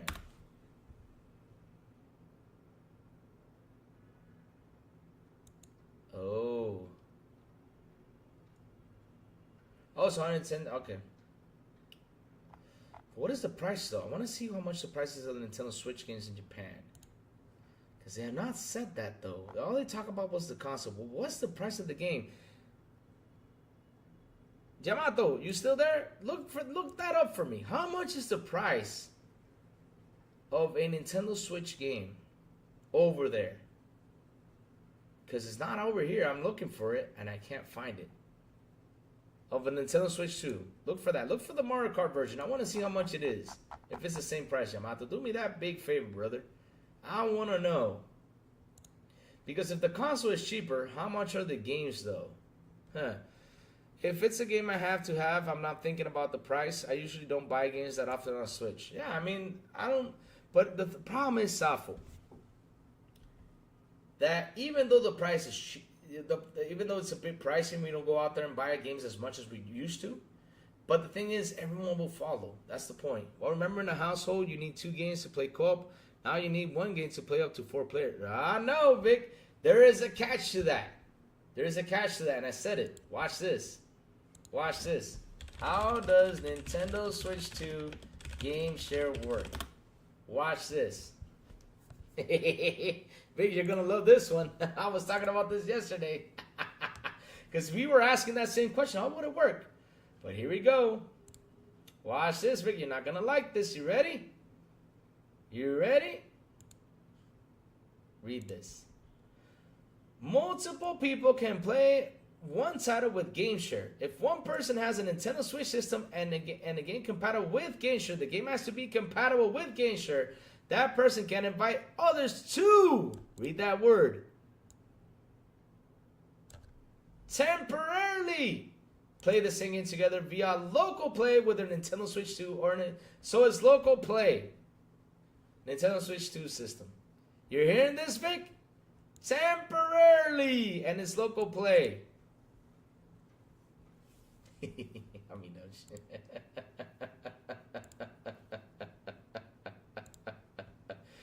Man, listen, if they got some tricks, we figured it out. We're not stupid, and thank God we looked for that information because, hell, I was happy about the game share thing. But if it's temporarily, hell no. And has to be local play? Hell no.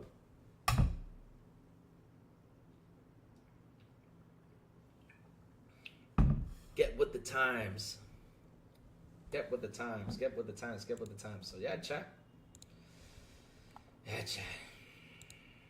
That's why everybody out there is finding this. But how much is the game though? Yamato, if you're still there, Yamato, tell me about the game. How much is the price of a Nintendo Switch game over there? Because they have not posted that anywhere. Nintendo Switch 2 game price in Japan. Let me see. Mario Kart world price in Japan.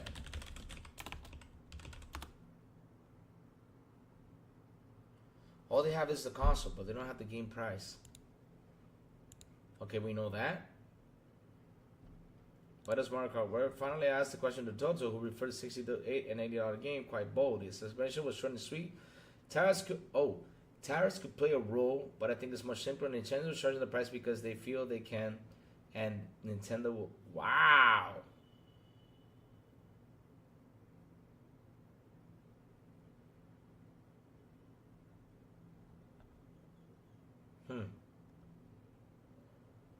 But again, what is the price of the damn game?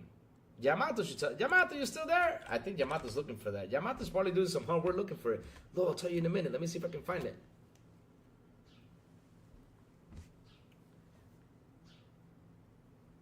Dear Lord, that's terrible.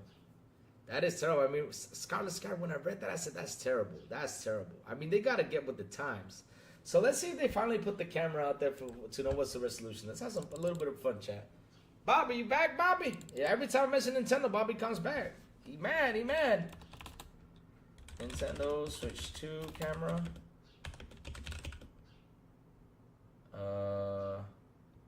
Resolution. Let's see if we can find out what the resolution is.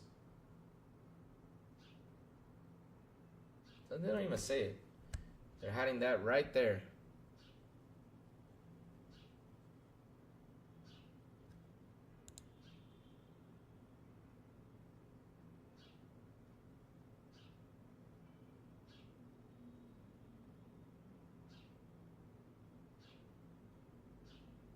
You're kidding, Farq. No, Farq, you're kidding. I mean, I have my mouth open because you gotta be kidding, Farq.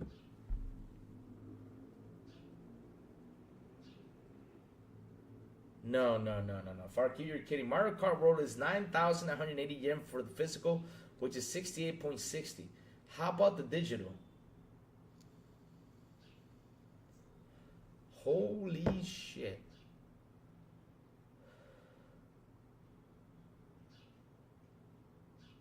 Digital, 61.70. So $60 for digital. And they're charging us 80 over here and 90 for physical.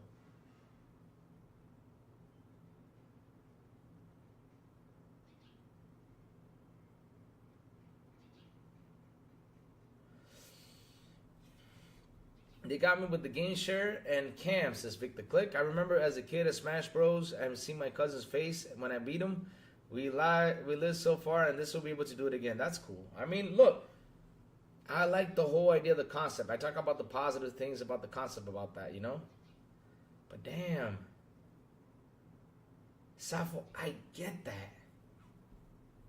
But Safo, it's...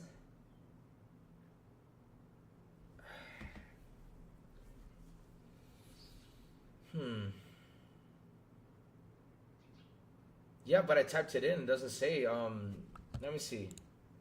Hold on. Let me see if I typed it wrong.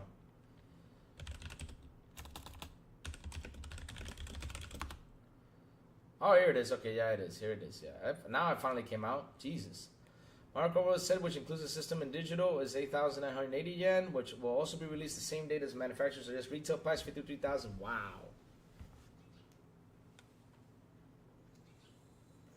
So again, and here I come for the kill, Safo, and this is why it intrigues me so much to know this. Nintendo does not make nor hardware or software to lose money. They're making money from this, Safo. So if the game cost 61 over there, the price should have been 70 for digital. And 70 for physical. Yet they're charging you $20 more upon the price.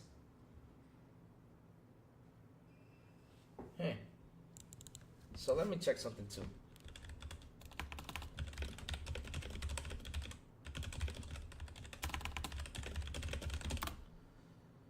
Let's do some search.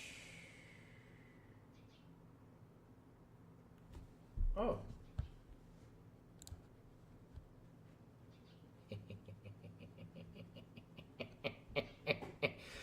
Ooh.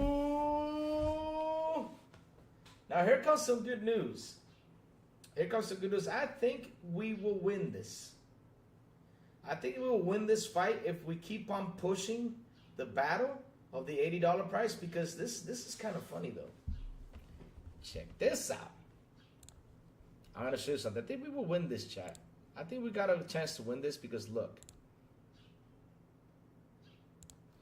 The United States is the largest market for Nintendo Switch sale, followed by Europe, and the Switch having sold over 146 million units globally as of September 30, 2026. So, the US is the largest purchaser of Nintendo.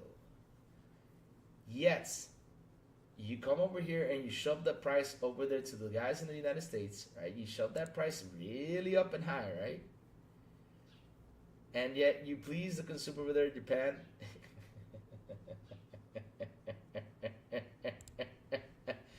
Nintendo, you're in for a run right there. You're in for a run. But okay. All right. But yeah, but like I said, though, Vic, I'll wait for it. I'm not saying don't buy it. I mean, I will never say don't buy it. If you want to buy it, go for it. I'm saying my personal opinion, I got to see what that chip does in order for me to say, okay, does this justify me paying $450 or not, you know? Nope, we are paying tariffs. Nintendo raise prices in their own country. But damn, Safo, the difference, but they're charging you $20 above, though. $20 above. There's gotta, I mean, listen, because again, this is what intrigues me, Safo. How much are they making on that software? Because if they're selling it digitally, $61 over there in Japan, and $69 for the physical, right? They're making money on the software. Yet, so if you slap it on the 70, that should cover you for the tariffs because you're making that money already. Because Safo, their final price of their game in Japan is $60 for for digital, and $70 for digital. So if they're already making money on that over there in Japan, why over here with the tariffs, they gotta slap you with 20 above that? You see what I mean? And that's why people are asking this question. What's going on? I mean, this is the software you make. Because, for example, like I said, with the console, right? It's 330. If you would have charged 50 more bucks or 70 more dollars on top of that, say put the console in 400, 450, that would have been a good price. But over there in Japan, the true price is at 330. They're making money on that console. And that's their final price over there in Japan. But over here, because, okay, we got the tariffs, though, why you got to slap $110, $120 above that price, though? I mean, that's the question we're asking. So this is weird. Because, Safo, if the game over there in Japan was 70 for the digital and 70 for the physical, $10 more, I would say, okay, that right there is the tariff situation. I understand it. But they're literally slapping you with a $20 right there price. And people are pointing out it's the tariff situation, but I think it's beyond that, because if the game costs 60 over there, and for you to get good coverage, you slap in the 20. Why don't you just slap in 10 extra dollars? Because you're already making money on that software by selling them on 60 though. And this is why you got to sit down and do the search and think about it, because it's weird.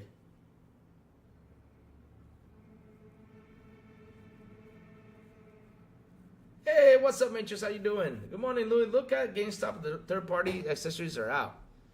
For yeah, I don't know if GameStop can work here. I gotta turn on the VPN in order for it to work. Let me see if it works. Let me try it out. Let's see, GameStop. Let's see if it, oh, it works. All right, never mind. Is my VPN on? Huh. No, it's not on. Okay. All right, so the accessories are out. There you go.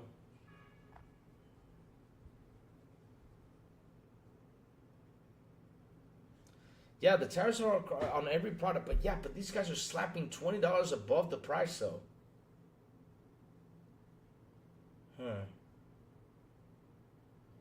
Let me see something. How much is the tariff in Japan?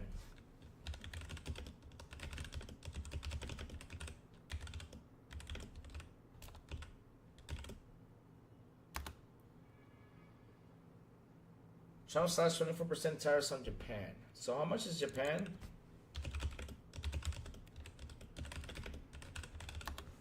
Hold on.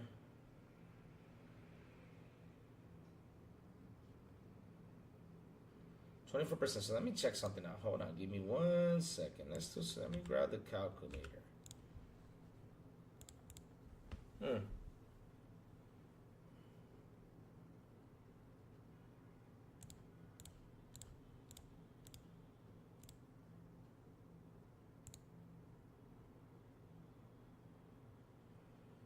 The tariff is literally $14.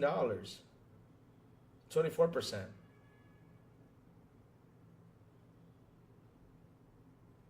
14.40. I mean, you just would have put it, for example, you should have put the physical 75, right? I mean, I don't get it. This is so confusing. Because if they're already making money on the game, though, it's just weird. I'm trying to understand this.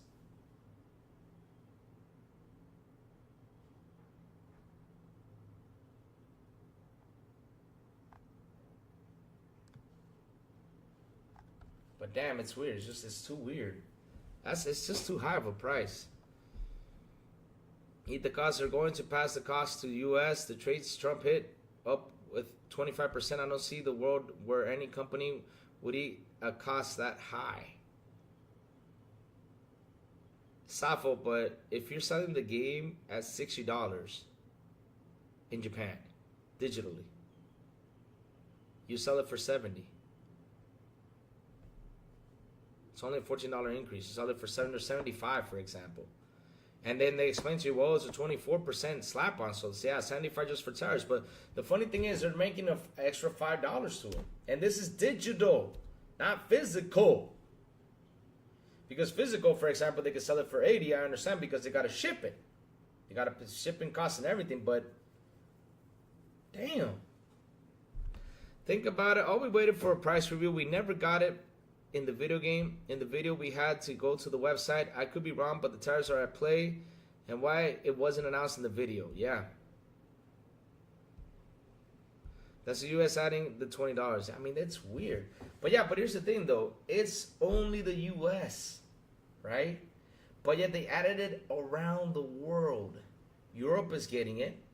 Everywhere is getting this price hike. Now, did Europe go to Japan and slap a tariff? No. Did Canada go to Japan and slap a tariff? No.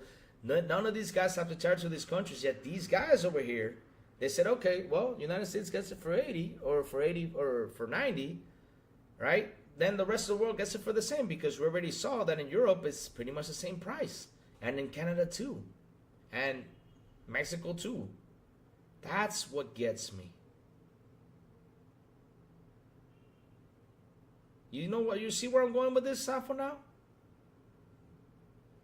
J Reezy, what's up? Morning, Louis. South the minute is fire. Nice. Of course.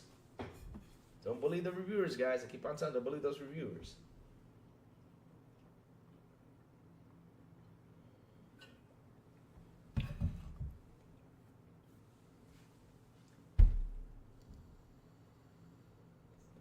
Because FarQ, do me a favor. Check this out. FarQ, do me a favor. Where you live, check the prices of the games on Nintendo Switch and put it right here since you're there. Tell me what's the prices. You'll see, Safa. You'll see where I'm going with this. But it's everywhere.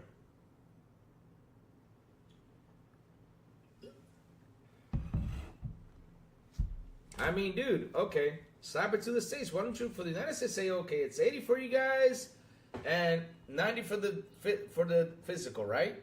For Europe, it should be 70 or 60 for digital and 70 for the physical. Zolonai says, that's why the Xbox ecosystem is the best in gaming. 100%. I love my Xbox.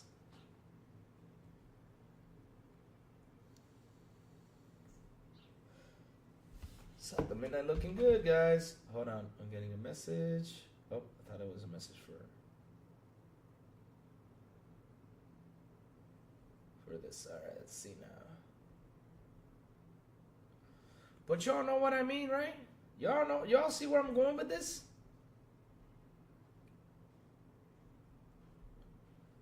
Y'all see where I'm going with this?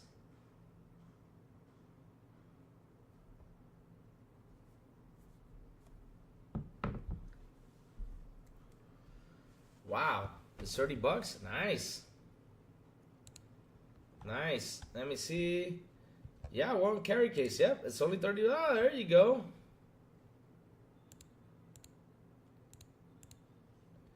Nice case right there for $30. Nice. Good job, GameStop. Froggy T. Right, what's up? Good morning. We're here talking a lot of stuff that are happening out there. We're just trying to understand everything that's going on. It's weird. This whole situation with the Nintendo Switch is just crazy. Crazy, crazy, crazy. $80, $500, okay. $80, all right. We're saying the GameStop deals now.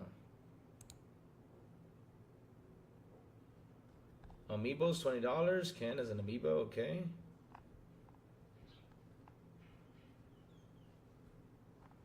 Wow, it's insane, man. I mean, I was trying to figure this out, but shoot. Wow, Nintendo, I'll be honest with you, Nintendo really overstepped it. Nintendo really overstepped it. I mean, there's just no argument anymore about this, because if like I said, it's only the US is slapping this, but Nintendo's doing this across the world. Because I mean, if FarQ comes around, I'm waiting for FarQ for that. When he finds out how much his games are costing over there, because Plume came out, even said it in Canada, the physical is 85. I mean, digital is 85, and I think the physical is 95. I think he said. If he came out and said it. So yeah, I mean, it's expensive. So let's see now.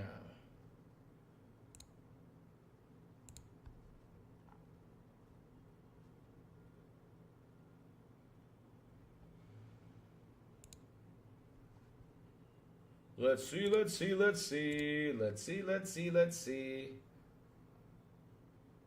There you go.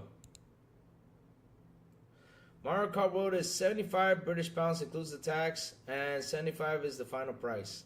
For physical or digital? Or just, or for both?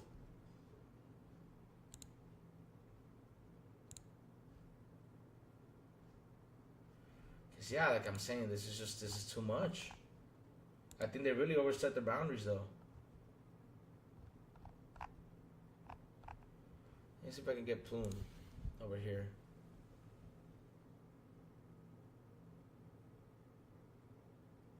If you're talking about this Nintendo Switch 2 console, I checked the internet. So 75 pounds for the physical. So that means it's $97. There you go, $97. Like I said, Nintendo overstepped its boundaries. They did. They really pushed this. They really pushed this. I mean, seriously.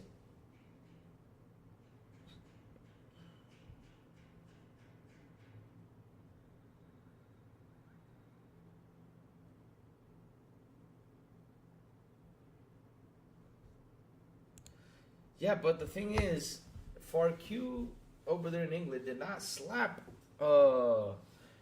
Japan with the tariff. Trump did. The United States was the one who did it, but it's everyone around the world that's getting this price. So Nintendo basically, in Japan, you're safe, but around the world, you got to pay the price that the United States has to pay. Screw you guys. Why? I mean, it's Trump. It's the United States that's doing it. Slap it to the States, nowhere else.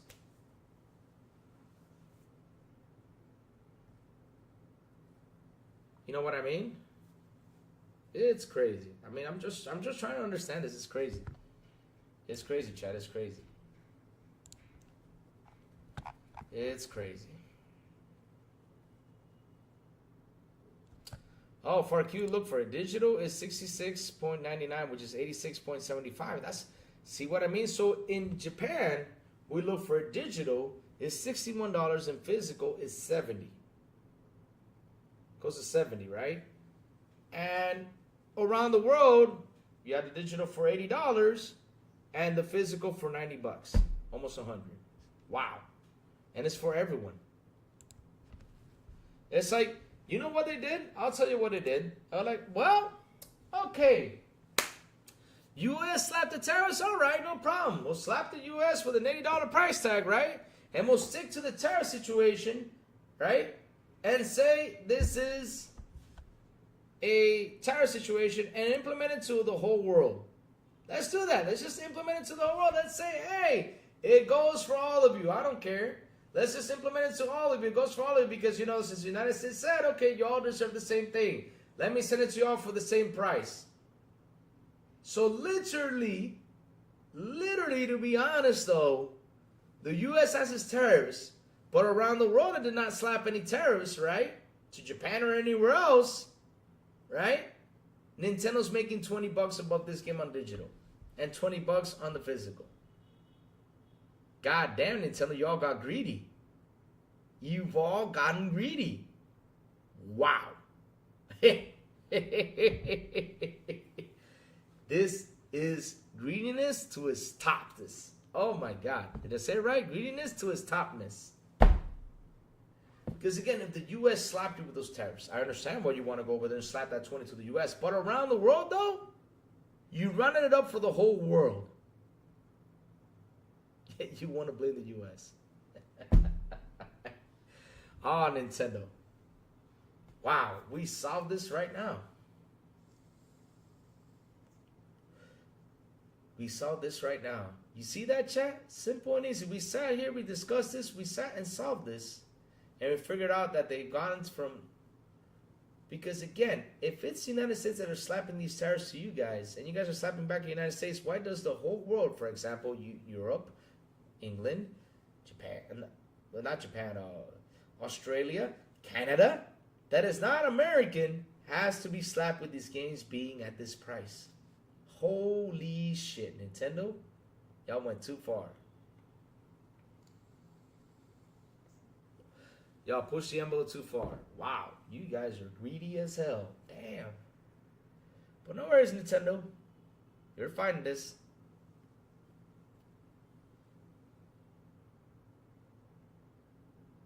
They may have increased the price to be the same as US because they may be afraid that there will not be a lot of US gamers buying the Switch 2 due to what happens here. Scarlett, that's BS on their side is if they think that. They're banking on this, Scarlett. That's what they're doing. They're taking advantage of a situation that's happening, and they're banking on this. It's being greedy. It's not being afraid, it's being greedy.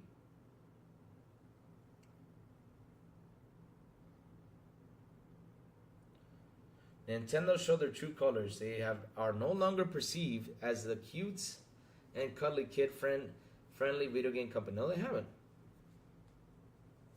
As they're being spammed for 4 hours straight shows how upset people are. Yep. People are saying it. Drop the price, drop the price, drop the price. Again, if it's sold into the United States, I understand because of the tariff situation, but why England?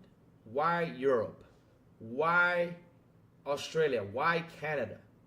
Why Mexico? Why South America? Are you counting us as a whole? I mean, the last time I checked, I'm Dominican. I'm not American, but okay.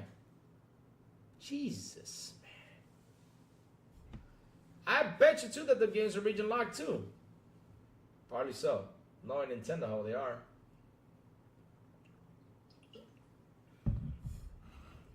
Greediness to its topnesses.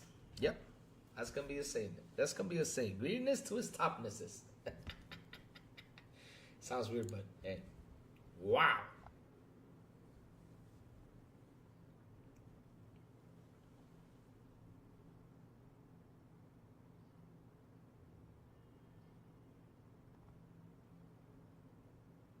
Wow.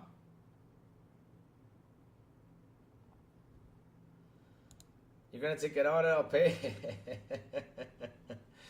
Trump's slap tariffs on Vietnam too. Every American trade partner is affected. Yes, and that's it. Every American trade partner, yes, it's affected. But what? But again, American trade partner, but not England trade partner, not Europe trade partner, not Australian trade partner, not those. Not Canadian trade partner, it's just American trade partner being affected. Then why should the rest of the world be affected by this? You see my point, chat? Wow. They're taking total advantage of this. They are.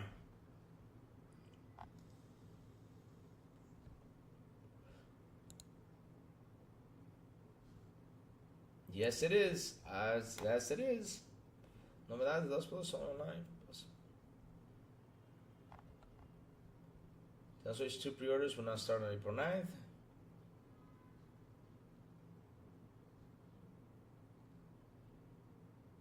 Wow. Switch 2 pre-orders delayed in US as Nintendo considers impact on tariffs. Wow. Wow. So now you're delaying your pre-orders. Okay. Good job. Good luck.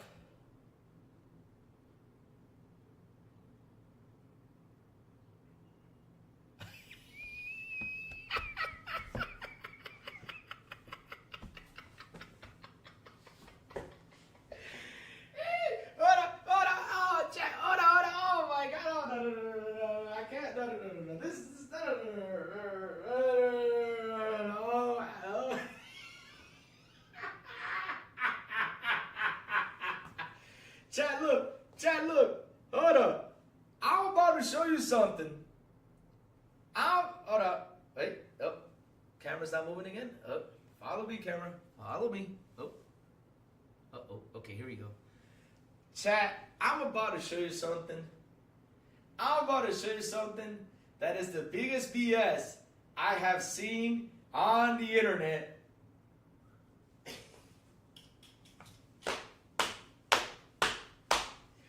Check this out, chat. You guys ready? You guys ready? Watch this. You guys ready? Watch this. Watch this. Watch this. Watch this. Watch this. Watch this. Watch this. You guys ready for this? Hold on, chat. This is going to be the best article you guys ever seen. And listen, this is going to be, I'm telling you, this is going to be the best gaming article you guys have seen. And I'm being honest, this is the best gaming article I've seen in my years of podcasting. You guys ready? You guys ready? The best one. This is going to be the best one you guys have ever seen in such a long time. Check this out.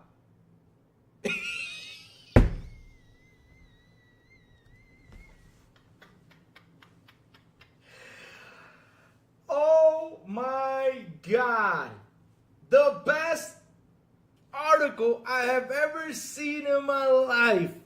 This is clickbait to its finest, to its purest, to everything out there. The best one I have seen.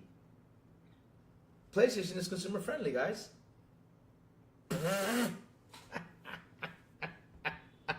Let's read this.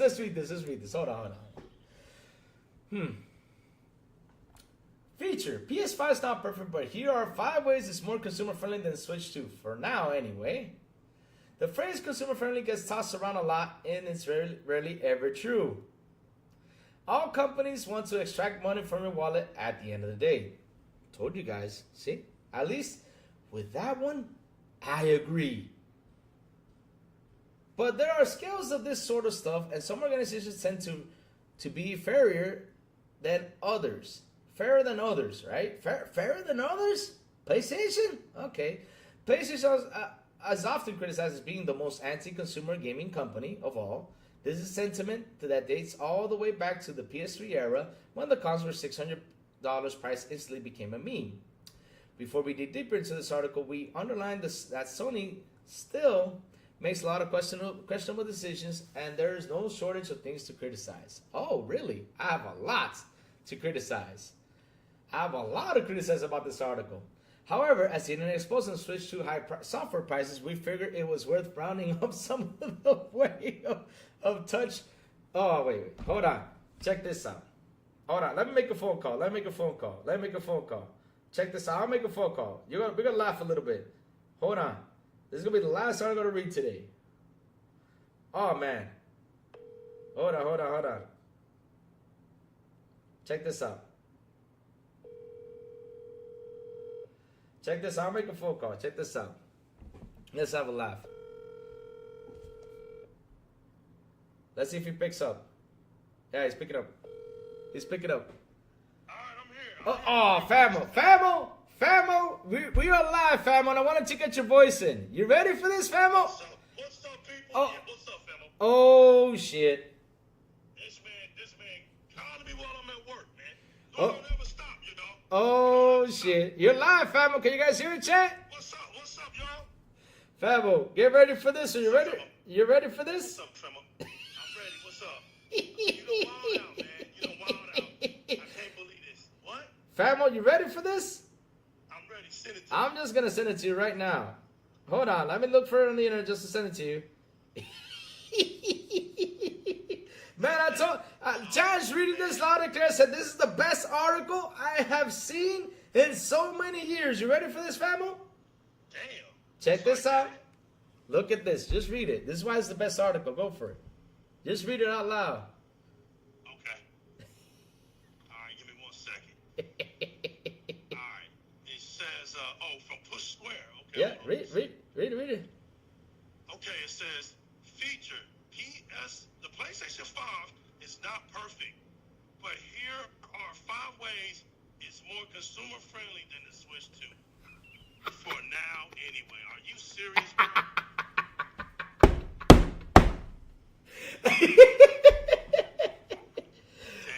I wanted you to see this, Famo. I told you that old shit. This just came out 10 a.m. today, Famo.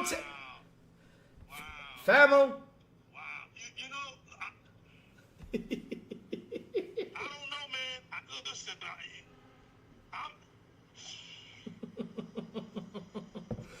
it's impossible. It's just impossible for the gaming media to tell the truth. It is, man. It's impossible. It is. It's impossible. I mean, why would you come out, start with the con of the console, which we know the PlayStation 5 is not perfect. We know that. We know that, yeah. But why would you say there's 5 ways it's more consumer friendly than the Switch 2 when the Switch 2 hasn't even came out yet? Exactly. The Switch 2 can't like the Switch 2 can't adjust or fix some issues. So how do you know? It ain't came out yet. Exactly. Listen, gamers. Y'all better get y'all's intelligence up as individual gamers, because we don't have a smart gaming industry when it comes to the media. This media based off of clickbaits and stupidity. So if you're not thinking for yourself and all you want to do is just run around and listen to what other people got to say, well, blow yourself away.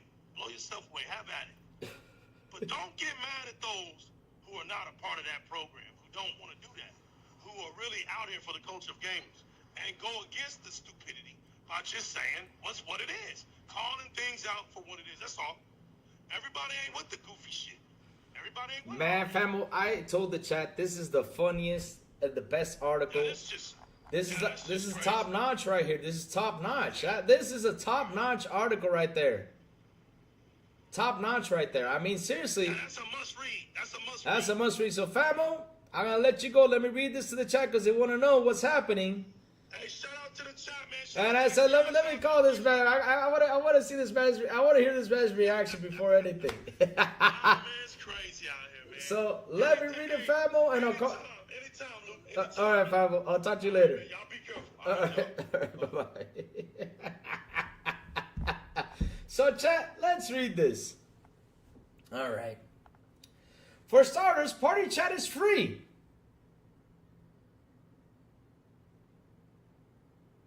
On Xbox, it's free. But okay, let's keep going, right? When internet started speculating about Switch 2's Mysterious C, many wondered what kind of functionality it would offer. It turns out it's just Party Chat. Here's the kicker, though. In order to take full advantage of the C button, you need to activate Nintendo Switch Online membership. There will be a free trial available for the first-time purchaser, but beyond that, you'll have to cough up. To be fair, Sony does lock some of its community features behind PS Plus. Okay.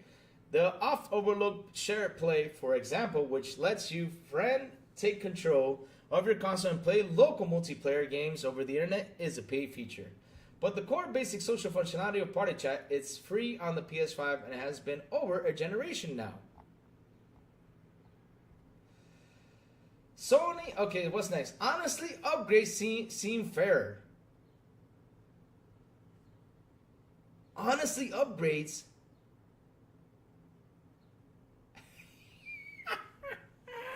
Xbox does it for free. Oh my God. Sony has attracted no criticism from all corners of the internet for its emphasis on remasters, but its approach, while not perfect, is much further than what Nintendo's done us thus far. Ever since launch, backwards compatibility has ensured many games play better on the PS5 than on the PS4. Some, like Days Gone and Horizon Zero Dawn, got free updates unlocking their frame rates and boosting their resolutions. Huh? Okay. This is similar to what Nintendo's offering Legend of Zelda Tears of the Kingdom, although it's bundling in some superfatuous mobile app features and charging $10 for the privilege. Oh, but aren't you guys charging this? Wait. Hold on a minute. This is the best part. Hold on. This is the best part. You guys are criticizing the charging of $10 per user when you guys began with this? Chat, look.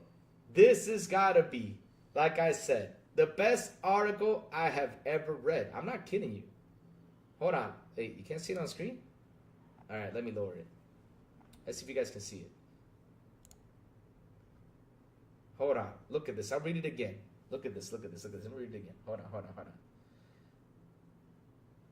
I mean, seriously. Features and charging $10 for the privilege when you guys began with this crap while Xbox did it for free. Assholes. To be fair, in the case of Legend of Zelda games, specifically an active Nintendo Online Switch online subscription will get you the upgrades for free. Oh. But when Sony charged $10 for upgrades, it offered full-blown remasters.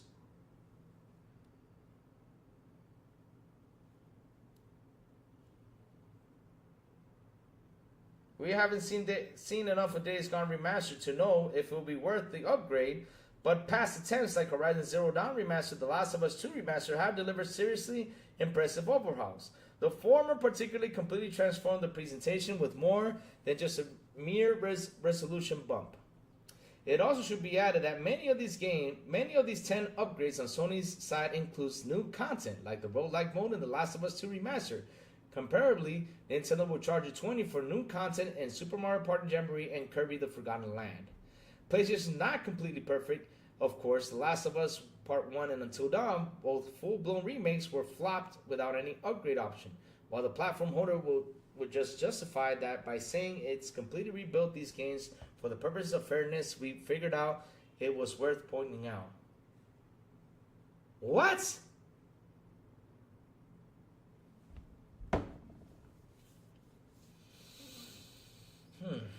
Full tend to be included on disc. Full games tend to be included on disc. Okay. Let's get obvious caveat out of the way. Almost all the games in the era have day one patches.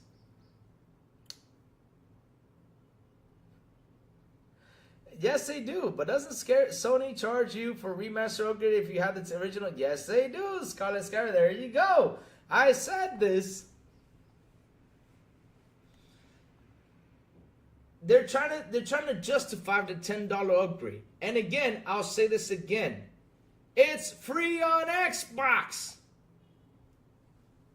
There's no justifying this. Let's get the obvious caveat out of the way. Almost all the games in this era, day one patches. We don't love it, but due to the lag between a game going gold and landing in your hands, developers often spend additional time refining their games while they're being manufactured. That means you will often have to download patches for your latest physical games. However, it's extremely rare for a game to ship on PlayStation 5 and not playable out of the box. Are there examples where it happened? Yes, but it's not common to its slightest. Nintendo is introducing a new model with the Switch 2 named Game Keycards, which allows developers to offer a physical product, but it's one you'll need to download. While it does still allow for resale and trading, you simply won't be able to play your game if you haven't connected to the internet and downloaded it first. Where's Dodgeman at? Dodgeman! Didn't I tell you? Alright, this raises the counter preservation issues. What will happen to the software in the future? What will happen to your software in the future if Nintendo ever shuts down its servers? Will it cease support for the Switch 2 eShop like it already has in the Wii U and 3DS stores? It's not something you should be worrying about as an early adopter, we suppose, but in the case of physical PS5 games, at least you know that this will pretty much always be available to install in some capacity. And $700 for a console. Yeah, consumer friendly my ass. This console's been out how long? PSR's finally working? First party software is cheaper now. Again, okay. But what first party? Idiots. $70 is a lot of money for a first party PS5 game, but it's cheaper than the new stranded Nintendo trying to introduce Mario Kart World. Cost $80 new. And in Europe, you're looking at $89.99 for the physical edition, which is frankly absurd. To be fair, it seems like Nintendo's adopting flexibility price, and the new Donkey Kong Bonanza game will match Sony's first-party offerings at $70. But if you're not upgrading the likes of Super Mario Party Jamboree and Kirby the Forgotten Land, you'll once again be spending $80 for the Switch 2 editions outright. Jesus Christ. Jesus Christ. Jesus Christ. Also, we're mentioning Sony tends to discount faster and deeper than its Japanese rival. We know that for years. You're not saying anything new. But okay. While its sales have certainly gotten less compelling over time, Tears of the Kingdom has never gone lower than $50 on the Nintendo eShop. And just once a comparable exclusive like the Spider-Man 2, Marvel Spider-Man 2 has reached as low as $40 on the PS Store on at least 3 occasions now. In defense to Nintendo's approach, its reluctance to reduce prices does keep resale values higher, for which some may appreciate. And to be fair, Sony is no angel here. Most recently, it jumped the trend for charging extra for early access if you want Death Stranding 2 on the beach. For instance, it will cost you $70 for in order to play early access. As possible, you need to cough up $80. While on an Xbox, all you gotta do is pop up 10 or 20 or 35. But okay, yeah, it's better than Nintendo's recent announcements, but we must still admit it's all trending in the wrong direction. Retro games can be purchased outside of the subscription. This is a minor one, but it also matters. If you want to play The Legend of Zelda Moonwalker on the Switch 2, you will need to subscribe to the Nintendo Switch Online, which I don't find anything wrong with that. But credit where credit's due. If you want to play Ape Escape or Dino Crisis on PS5, you can purchase the digital copy outright. I'd rather pay for the service than pay for both of them. It's cheaper. And plus, I can play all the rest of the games. Dumbasses. That is a stupid argument right there. I'm sorry. Some would argue Nintendo has a stronger back catalog that Sony, with more desirable retro software that you can obtain through PS Plus Premium. It's also cheaper to sign up to the Nintendo Switch memberships than PlayStation's top tier, although Sony offers a lot more for the price. But this doesn't change the fact that the likes of Resident Evil Director's Cut, Sly Cooper, and Everybody's Golf can all be purchased separately. Many of these games features full trophy list too, which makes revisiting them from a modern perspective and much more compelling. All right, not everyone goes for trophies, but okay. Sony's far from perfect. There's plenty of poor moves it's made over the course of this generation. We suspect commenters will be eager to point out the PS5 Pro 700 price point and the frequent price increase that the platform holder has implemented. We'll continue to hold the company accountable for its more questionable moves. Make no mistake of that. But sometimes it's when acknowledging the good things. To that end, PS5 does have some more agreeable elements that are worth celebrating in comparison to the Switch 2 at this moment in time. Seriously, you guys are celebrating it? You got to pay $10 upgrades. That's a celebration. You guys are celebrating that for first-party software is cheaper now? Really? You guys are celebrating that retro games can be purchased aside of the subscription? Really? When it's already in the subscription, I mean, I can play those games for cheaper if I pay for the service than buying them both? I mean, come on, dude. I mean, just with this one. This one right there. The upgrades. I don't agree. It's just a dumb narrative. Oh, my God. This is the best article I've ever read. 100%. Chat. Best article I've ever read. 100%. Best one. Consumer friendly. Oh, man. Oh, man.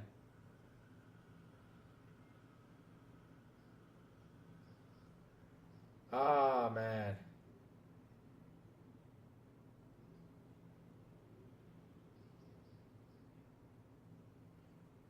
Oh, Lord. I'm just laughing.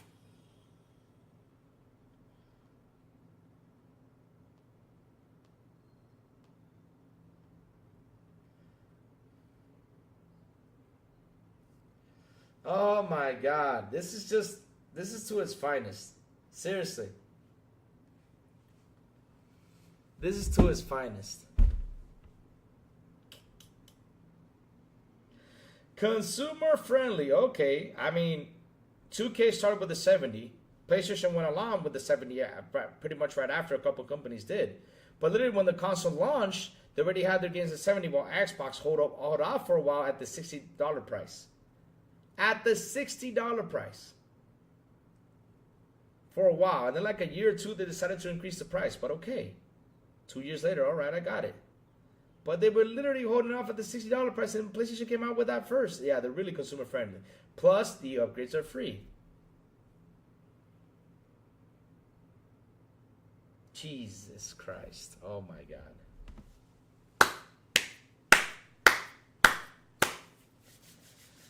Oh man, chat. I'm glad you enjoyed this article.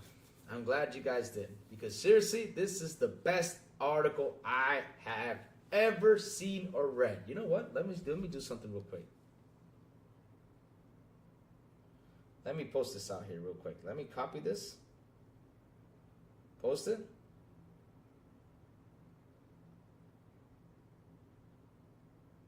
Oh, oh, shoot. Here we go. I'm going to post this right now.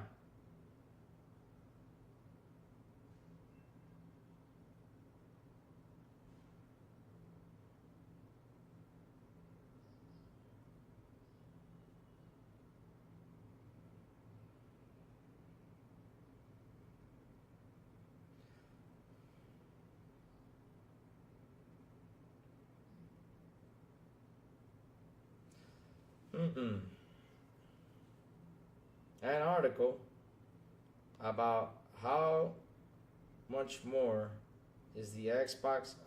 Let me see. How should I post this out there on Twitter? Chat, help me out with this one. Help me out with this one.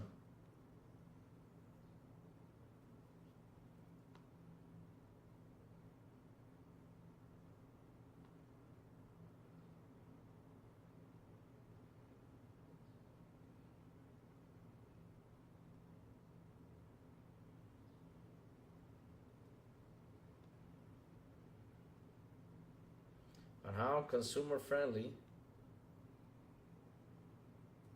on how much more consumer friendly, on how much more is consumer friendly than placed PS5 and the Switch 2.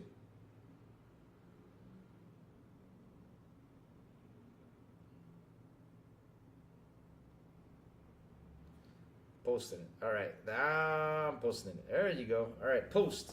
Done. So chat, listen up. The crazy ones gotta go. I'm gonna run to the office, do a couple things, chat. I got a couple things I gotta do. Today's Friday. After that, I come back home and I'm just gonna play some games, guys. I'm gonna play some Assassin's Creed. You know, and hey, guess what? Tomorrow night, and listen, oh, real quick, let me do this right now since you guys have me on here. Hold up, chat. Let me install this game. Because tomorrow, chat, we're gonna play some South of Midnight. Let me install this. Alright, where is South of Midnight? Let me go get it. Yeah, let me see if I can install this to play this game tomorrow with you guys. Because you guys asked me to play some South of Midnight, so I'm going to do that tomorrow. So let me see if I can get it. Hold on. Oh, baby. Alright, let me just type in South of Midnight. There we go. I don't see it though. Where is it? Okay, here it is. Okay, store. South of Midnight. No encontrar resultados. What do you mean they did not find the results? What's going on here? Yeah, my Xbox store is acting weird. I have to wait a while for it to be fixed. You gotta check out something nice. But chat, before I go, always tell me what you've all been playing, man. What you've all been playing. Tell me what you've all been playing. I'm playing Assassin's Creed Shadows. I have not given South of Midnight a run. I will give it, tomorrow. Tomorrow we're going to try it out. At least play for a while, try it out. With you guys, talk a little bit about it. And then tonight, guys, I am going to join, which is already out there on Twitter. And they invited me, and I'm happy that they invited me. Where is it? Where's the notification? Tomorrow I'm going to join ADS Podcast. That's right, 7 p.m. Eastern. That's right, guys. I will be there joining them for a blast and a good conversation. Let me show you. Let me give you the link. So it's going to go over there and subscribe to it. Since I am joining those guys tomorrow, we're going to have a lot of fun and a good conversation. Hold on. Let me grab this and paste this right here. You guys can go in there and subscribe to this channel. Here it is. Just posted it right there, guys. Go over there and subscribe. I'm joining tomorrow with Red Dead Panda, guys. I'm going to have a cool conversation about what's happening with the Nintendo Switch. So, chat, thank you all for hanging out with me today. I love you guys to death. You guys rock. You guys are awesome. And, yeah, thank you all for the super chats. Thank you all for memberships. Seriously, this is just fantastic. I mean, I'm glad you guys stood here while I found this article and talked about it. COD2 and Battlefield, there you go. Gears of War Judgment, nice. NCAA football, let's go. And Battlefield 2042. Like I've been saying, I'm playing AC Shadows.